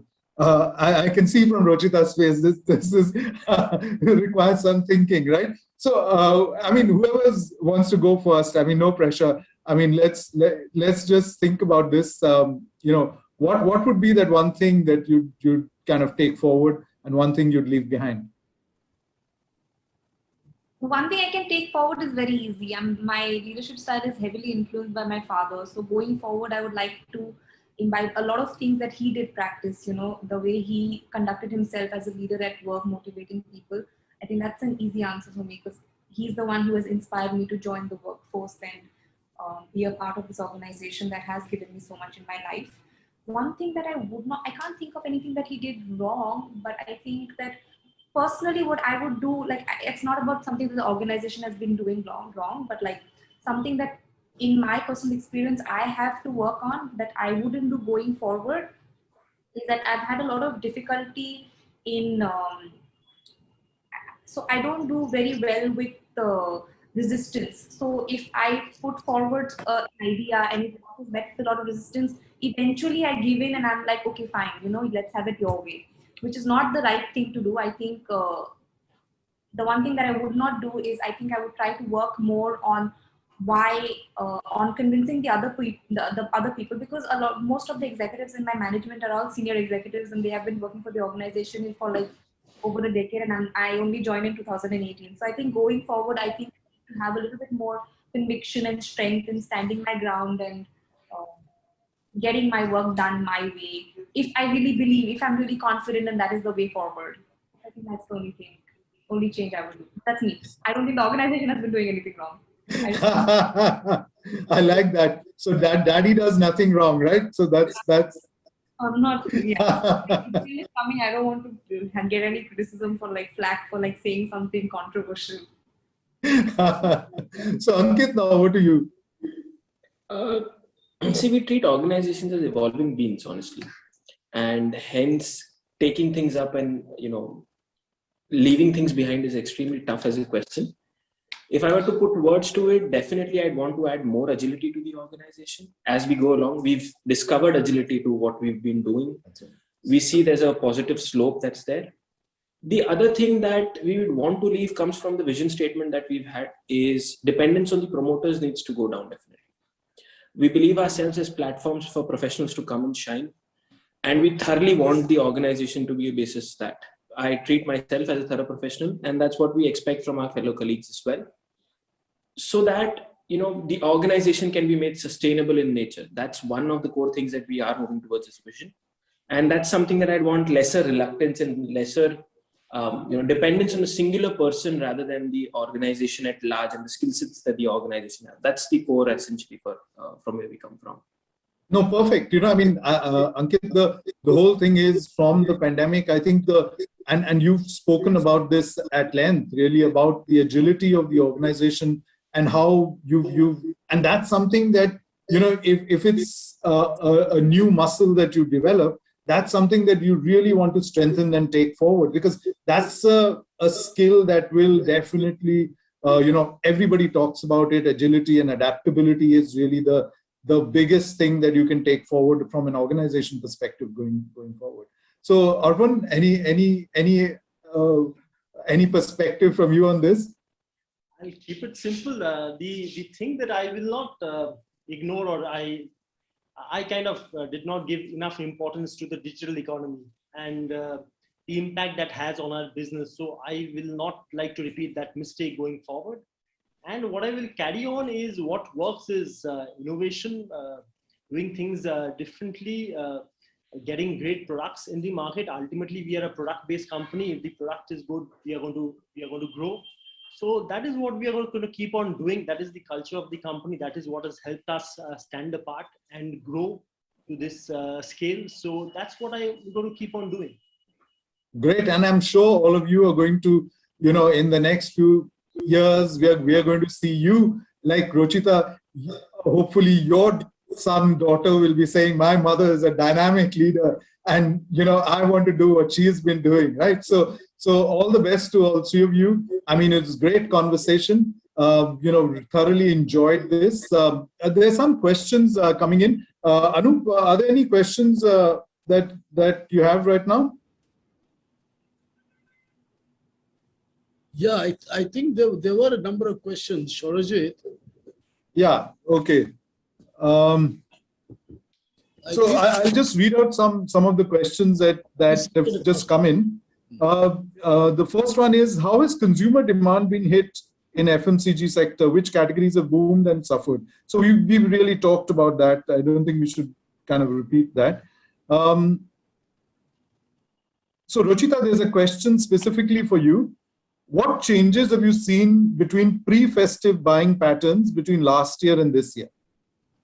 So last year, of course, like see, we still followed the same business cycle that happened in 2019 also. The only difference was the magnitude of the sales. Like even if there was a peak during Durga Puja, that peak is still there. It's just that the peak is a little lower than was a little lower than 2019. This year has been doing exceptionally well. We have compared to last year, but last year I would not consider that as a base. A lot of people were hit very hard, and the economy was still trying to figure out how to recover from different stages of the pandemic.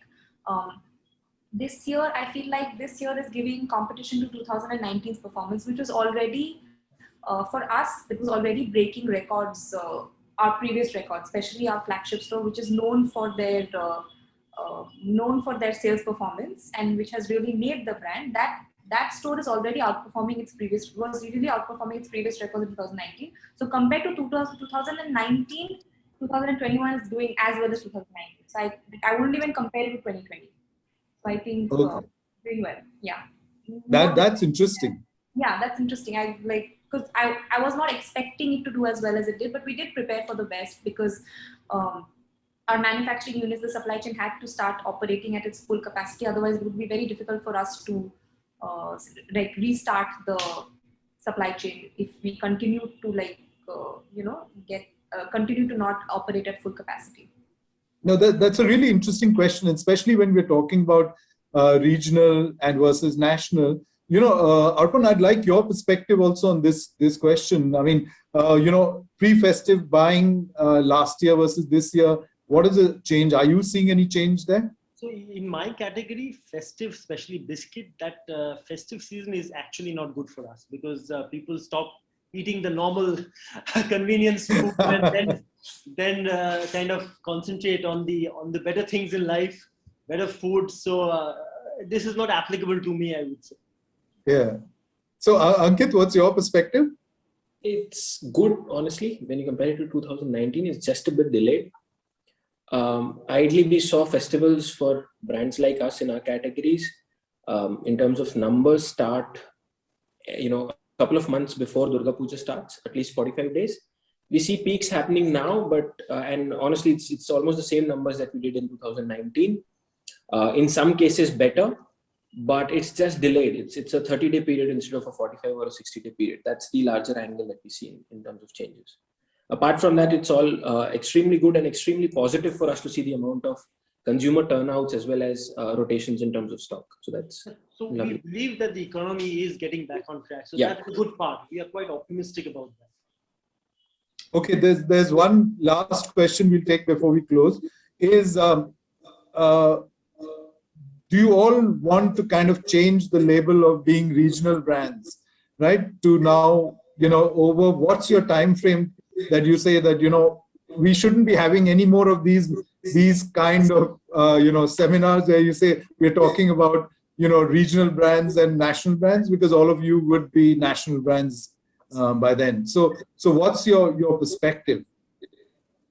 I'm very proud that Shiladas is deemed as a Bengali household name. So I would not change this for anything. Like we can become a national brand in terms of our brand presence in the country, but the fact is Bengal is what made us. Durga Puja is what put us on the map. So I wouldn't change. I wouldn't have it any other way. You'd be a national regional brand, right? Yeah. So National brand with a regional, which is a strong regional heart, right? Yes. So that's beautiful. That's lovely. Yeah. So the whole thing is that it's no longer it's really about authenticity and identity, right? So I think pretending to be something that you're not always hurts, in the long run, but consumers see through it. I mean, they know that. So Ankit, what's your plan on this? I extremely agree to what Rochita says. We'd love to be called a global brand from Calcutta, from Bengal, but that does not stop us from saying that we are from Bengal, and we take pride in that, and pride in our heritage and where we come from, honestly. Yeah. So Arpan, any difference, or you're in total agreement? That is true, and this is always going to be there. It's never going to vanish because great companies start small. So Google started in a garage somewhere, someplace. So there would be companies starting up, and they will first become regional, then aspire to become national, then global. So this is a journey, and this is a good journey. The people who can aspire and work towards that, that's the interesting companies that should be followed. So this is always going to be there, and there will be some other company coming out who will be more innovative than me and make a mark in the market. That's how life is. You take birth, you grow, you die, and somebody else comes and takes your place. So this is always going to be there. On that very philosophical note, I think we'd call this very interesting conversation to a close. Thank you so much. Thank you, Ankit, Rochita, and Arpan. Really enjoyed this conversation. Thank you so much. Thank you. Thank you, everyone. Thank you. It was indeed a very, very interesting session. Thank you very much.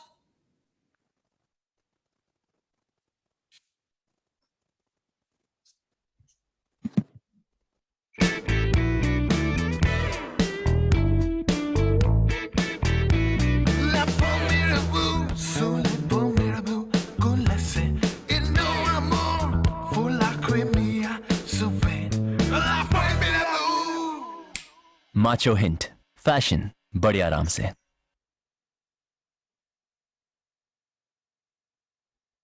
The last session for the day is on the business of the future and overview, and the speaker is none other than Mr. Rohit Ori, Chairman and CEO, FCB India. Over to you, Mr. Ori. Thank you. Thank you. Thank you. I just wanted to share.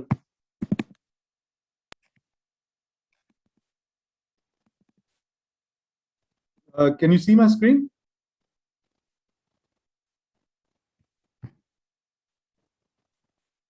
Yes, Rohit, we can see it.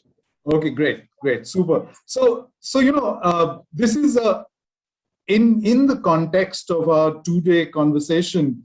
This is the most dangerous topic to be talking about in the business of future, because quite honestly, nobody really knows what the future has, and that's something a lot of the leaders that we've talked to over the last 2 days have really talked about. The future is unpredictable, and what we say is that the whole thing about black and white, we're talking in this period of gray, and navigating gray is really what will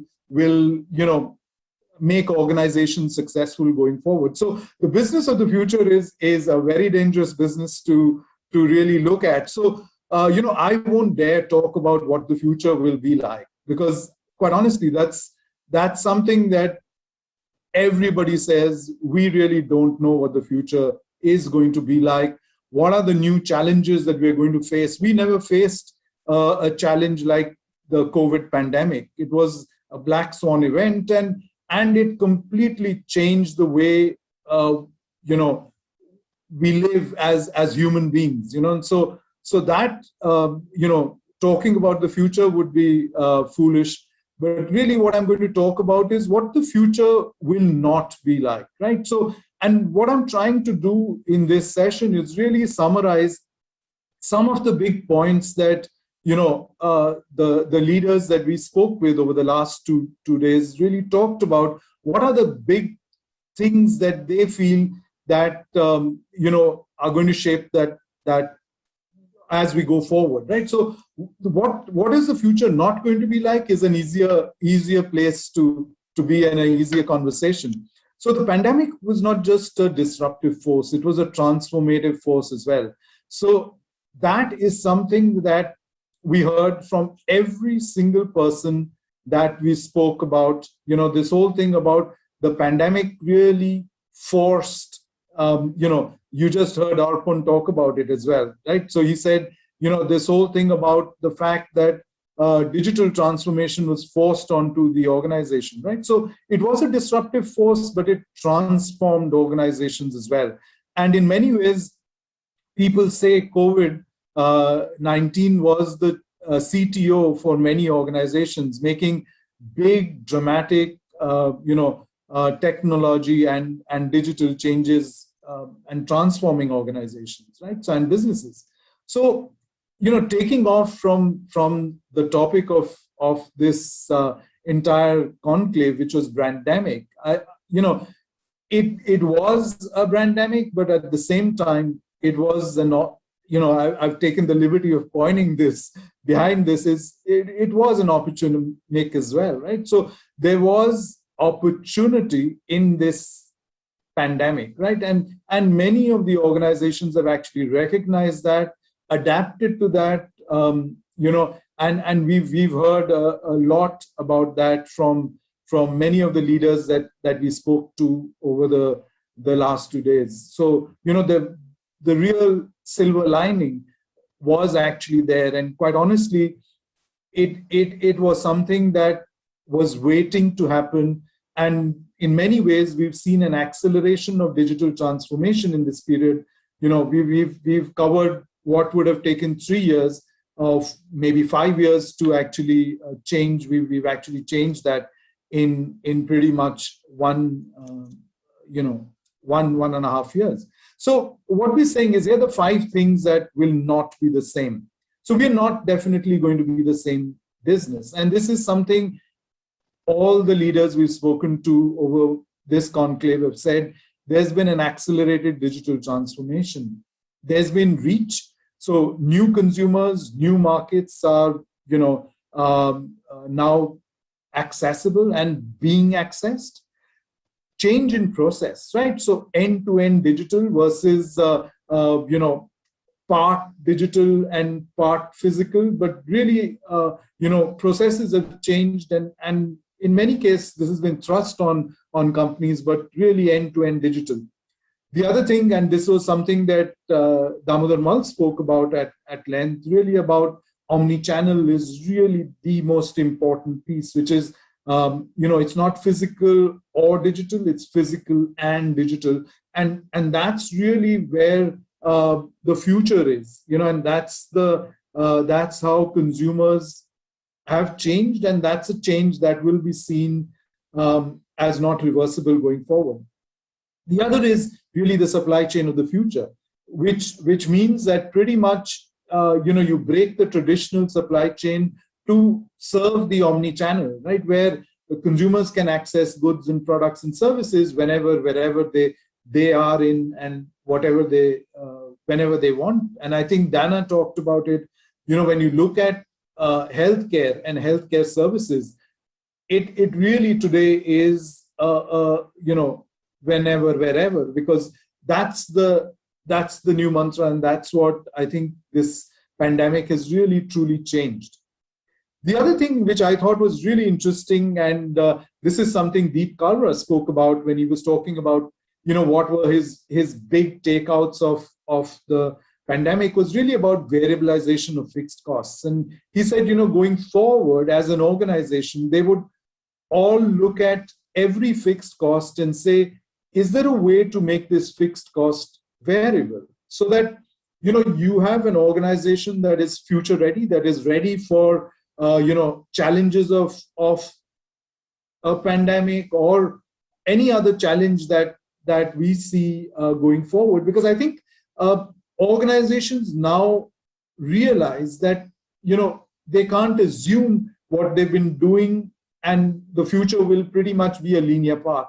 It definitely is not. And there are definitely going to be more challenges. And in many ways, you don't want to be a sitting duck anymore.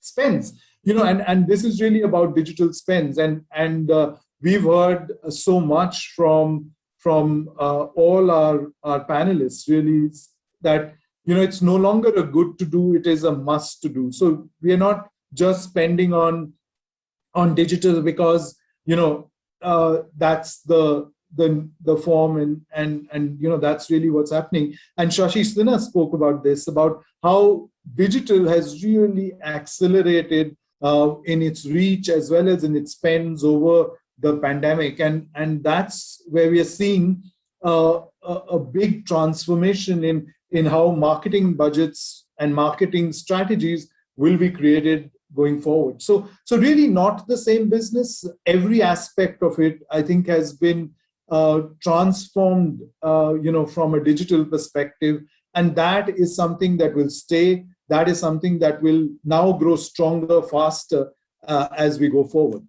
The second is really not the same consumer anymore, right? So there's a new attitude, a new work style, a new lifestyle.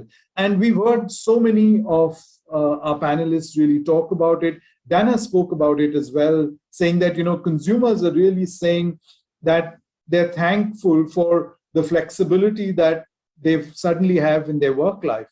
This whole thing of work from home has, for many, been quite enabling, quite empowering. One of the things that we've talked about is that women in organizations have a period when they become mothers, and they kind of fall off the corporate race, and they reprioritize their time to the family. And here, with the pandemic and this whole new flexible work style, what we are seeing is that there will be more women in the workforce, because they'd be able to quite effectively manage work and home by this flexibility that's coming. The whole new attitude about this is how we will live, and this is how we are demanding from customers and as customers from manufacturers, saying that we want it now, we want it shorter, we want it faster, we want that access. So pretty much a new crown on the head of consumers. We always said they were king, now they're truly emperors. So and the fact that this is a new lifestyle for us, where we're looking at increasingly being empowered to do a lot of the mundane stuff that we were doing, where we had to stand in lines, or we had to kind of waste a lot of time in commuting, because many places, especially in cities like Mumbai, people spend over about sometimes 2 to 4 hours just commuting. That's the new that's a time that is now accessible to people to try and follow other things, so passions or personal development or whatever, there's really some new lifestyle there. So these are the three big things that we've heard everybody talk about. The ever increasing focus on health, and that's something that Dana spoke about at length today, saying that there is an ever increasing focus on health. It is top of mind for consumers, and it's a challenge today for organizations and for brands to see how they can serve, whether they were typically in the health space or not in the health space, but bring health in some form into focus, because that's what consumers are wanting. There's a rise in conscious consumption, and for the longest, this was a marginal trend. And I think this marginal trend today is becoming more mainstream, with younger consumers saying that we are more conscious about the health impact, on the environmental impact of products and brands, and preferring to buy products which are more conscious and actually do not damage the environment, or they damage the health of people in any way. So being more conscious about what you consume, that is a new big trend with consumers, and many organizations are changing products, formulations, as well as the formats in which these products are available to really talk to this new consumer, saying that these are trends that were marginal but now are mainstream, and brands and companies need to really talk about. And finally, the growing love for local, because what we've seen in this whole pandemic is that a lot of the local brands, when multinational players kind of fell off the shelves, the local brands were there, on the shelves, as well as the local stores, right? Who were, seeing a migration from local stores to the big mega stores. And we've seen a strong comeback of the Kirana store. And really this whole thing of bringing back local and bringing back, locally sourced products and the importance of regional is really something that we are seeing as a big trend, and that's what these big shifts we are going to see from consumers. The other thing is, the third piece on this is really not the same marketing, we heard this from Srinandan as well when he was talking about, as Unilever, what was a big change that was being brought in from brand building to targeted and measurable bottom of the funnel marketing, right? So we are seeing a lot of funds migrate from the large brand building exercises or the corporate brand building exercises that organizations were doing, to more targeted, measurable bottom of the funnel marketing, which kind of helped increase penetration and sales, in the short term and medium term. So that was one piece that we heard as a big change in marketing, thanks to the pandemic. But as we go forward, I think what will evolve is this is going to be so it will be brand building and market impact. So it's no longer going to be brand building in isolation, but really about looking at brand building and then creating targeted and measurable bottom of the funnel marketing as well. So it needs to funnel in together, cannot be either or. The other interesting thing was this top-down to bottom-up marketing, and that was an interesting piece where Srinandan spoke about this as well, where he was saying that, we were no longer saying this is what we want to produce and now we go and find a consumer behind this. But it was really about what is the consumer buying, where is the consumer buying, and in what frequency is the consumer buying, and really building the whole marketing plan bottom up, saying that, these are the consumers, these are the real needs, this is what we need to make, and then going from there to really making, their whole mega marketing plan. And the use of data and technology would be more important than ever before. And that is something that we've seen across, saying that, the transformation of business processes, the transformation of marketing, the transformation of way communication and connections are being made with consumers, data, understanding where consumers are, what they want, what are they buying, why are they buying, is going to be really, really important. And technology is really going to help bridge that, gap, if there was any, in the supply chain or in any form of connectivity with the consumer. So that use of data and technology is really going to change, and marketing will really not be the same as we saw it. The fourth thing, and this is something fresh off, our conversation, our panel discussion right now, was really not the same regional battle.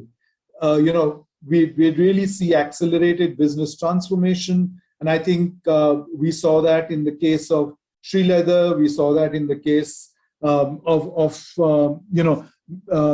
the different categories that are in the regional players, really about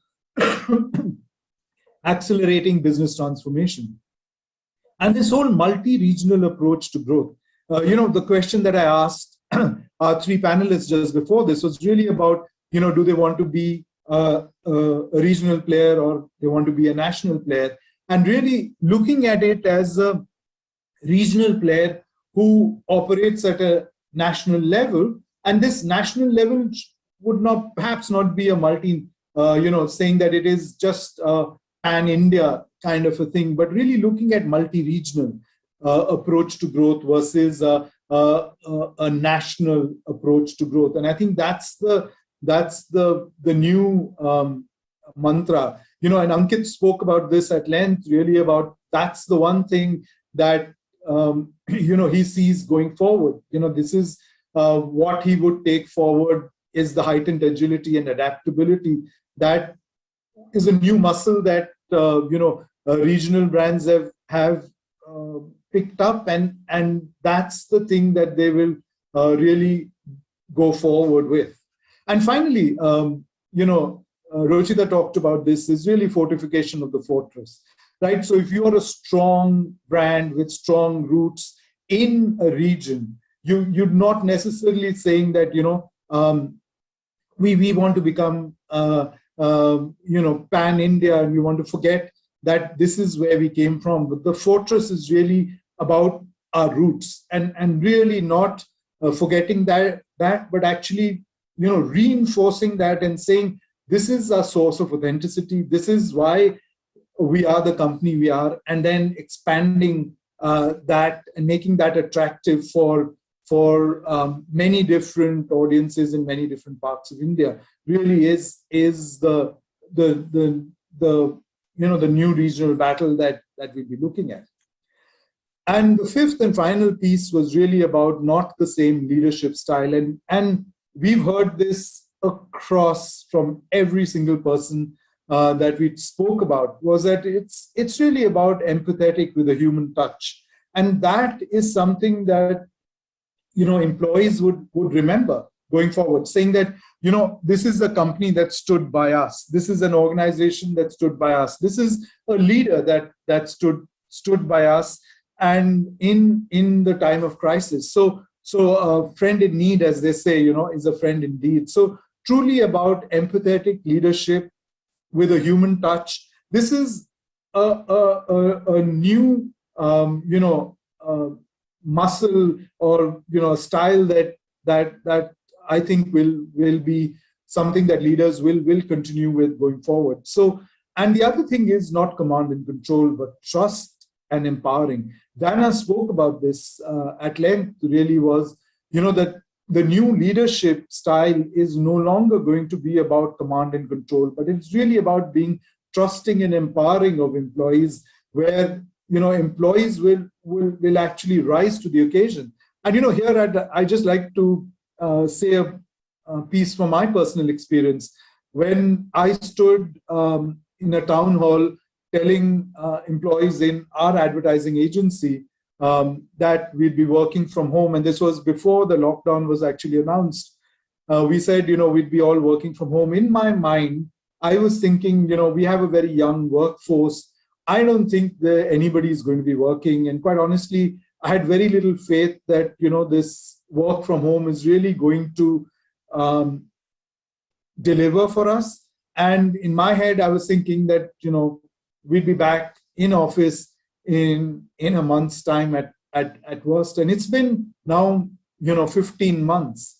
And what I've realized is that, it's been a learning experience for me, because, I did come from a bit of the command and control space, but I really feel that, trusting and empowering our talent is really a richer and a more sustainable way of building businesses going forward, because that's really, I don't think we'll be going back to the ways of working that we had earlier. We really need to be, trusting and empowering of our employees. And you find they surprise you with the fact that they rise to the occasion and deliver. And these are the three things that, Damodar Mal spoke about, is really about being brave, about being curious, and about being agile. This is really the new leadership style, taking some risks, saying that, the safest place to be is in the middle of the road, right? So we really need to actually, say that, standing in the middle of the road is no longer the safest place, because that's where chances are you'll get hit. So really about being brave, taking some calculated risks, finding new ways, finding new solutions in this new world as we're talking about. Being curious, understanding what is happening, and open to new thoughts, new ideas. And I think Damodar Mal spoke about that in a very interesting manner, where he said, this is the opportunity for young leaders, because quite honestly, a lot of the old leadership style has been, completely, junked. So there is an emerging new style, a new way of looking at how you build organizations and how you lead people. So really brave, curious, and agility. We've spoken a lot about that. So I'd just like to end with this quote from Deep Kalra, who said that, when one survives an existential crisis, one learns the most. We must be strong enough to rise again after being knocked down. And Deep speaks from an enormous personal experience where he spoke about, there was a period when the organization was almost on a zero revenue, right? So rising from there, and this was not the first time that he faced these challenges. There were many challenges like this, but and his one big thing to marketeers, to business owners, to the young people who are coming into the business and the young leaders was really about hanging in there, right? Because the tide will turn, and when the tide turns, you could actually, be the person who benefits the most. Because, if you survived an existential crisis, that's the time when you learn the most, you learn the art of, survival. So with that, I'd like to end this, which is basically a summary of what we've heard, through the last 2 days. And it's been an interesting and quite eye-opening for me as well. So thank you so much.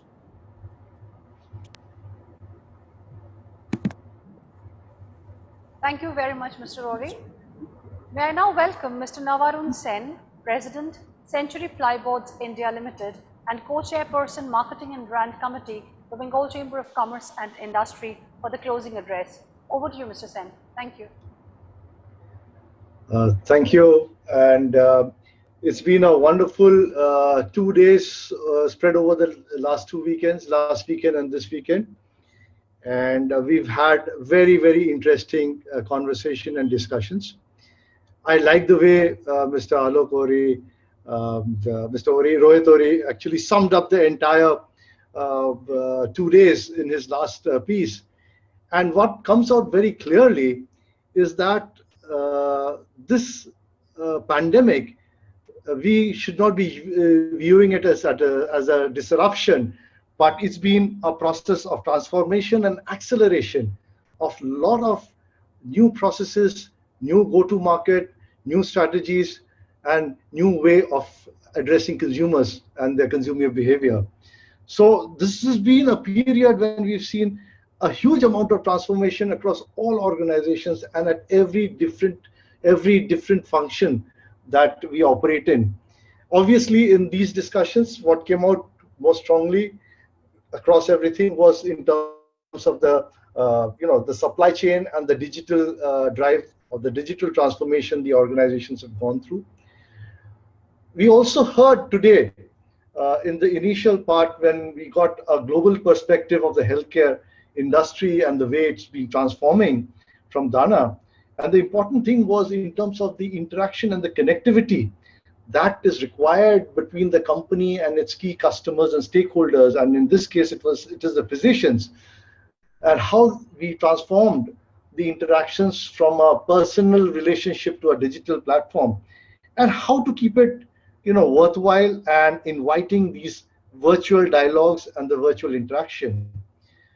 So that's very important, and it's not just the stakeholders in terms of the external stakeholders, but also the internal stakeholders.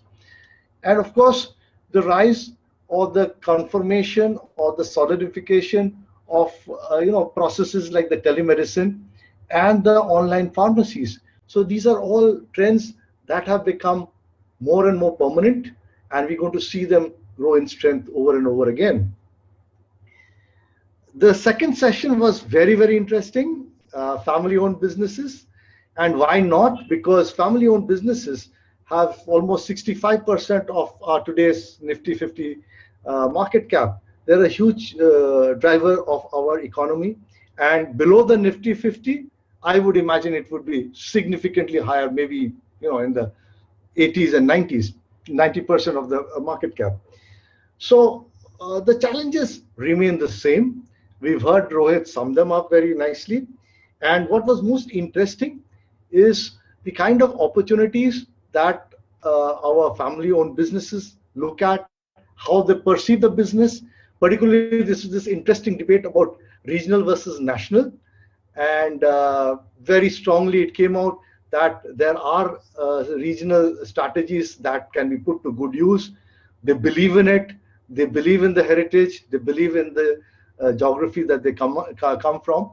And even nationally, if you really look at it, in any category, any industry, the top five players in any geography would have a mix of regional and national players, maybe one or two national and maybe three or four, more of them being regional players. And this is across categories.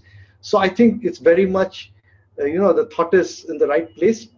The kind of transformations all of them are undertaking are very important. I particularly liked, Ankit come back with his entire philosophy of empowering people and how the team that is helping him sail through. So these were all very interesting concepts. So I think we've had a wonderful 2 days. So it's really been very fruitful hearing it, enjoyable, and and of course new things to learn. So thank you, Rohit, once again for anchoring the entire piece together. Thank you all our panelists who've come on board today. And finally, I'd also like to thank our key sponsors. And let me name them. We have Exide, Berger Paints, Telegraph, Monroe Consumer Care, Amul Masho, Tata Steel Downstream Products, Karukrit, and Response India, who are our communication partners. So thank you all for your contribution, for making this possible. And thanks finally to our Secretariat team for putting all of this together. Thank you so much. Have a wonderful evening. Thank you. Thank you. Thank you, Rohit. Thank you, Mr. Hoon, Nabarunda.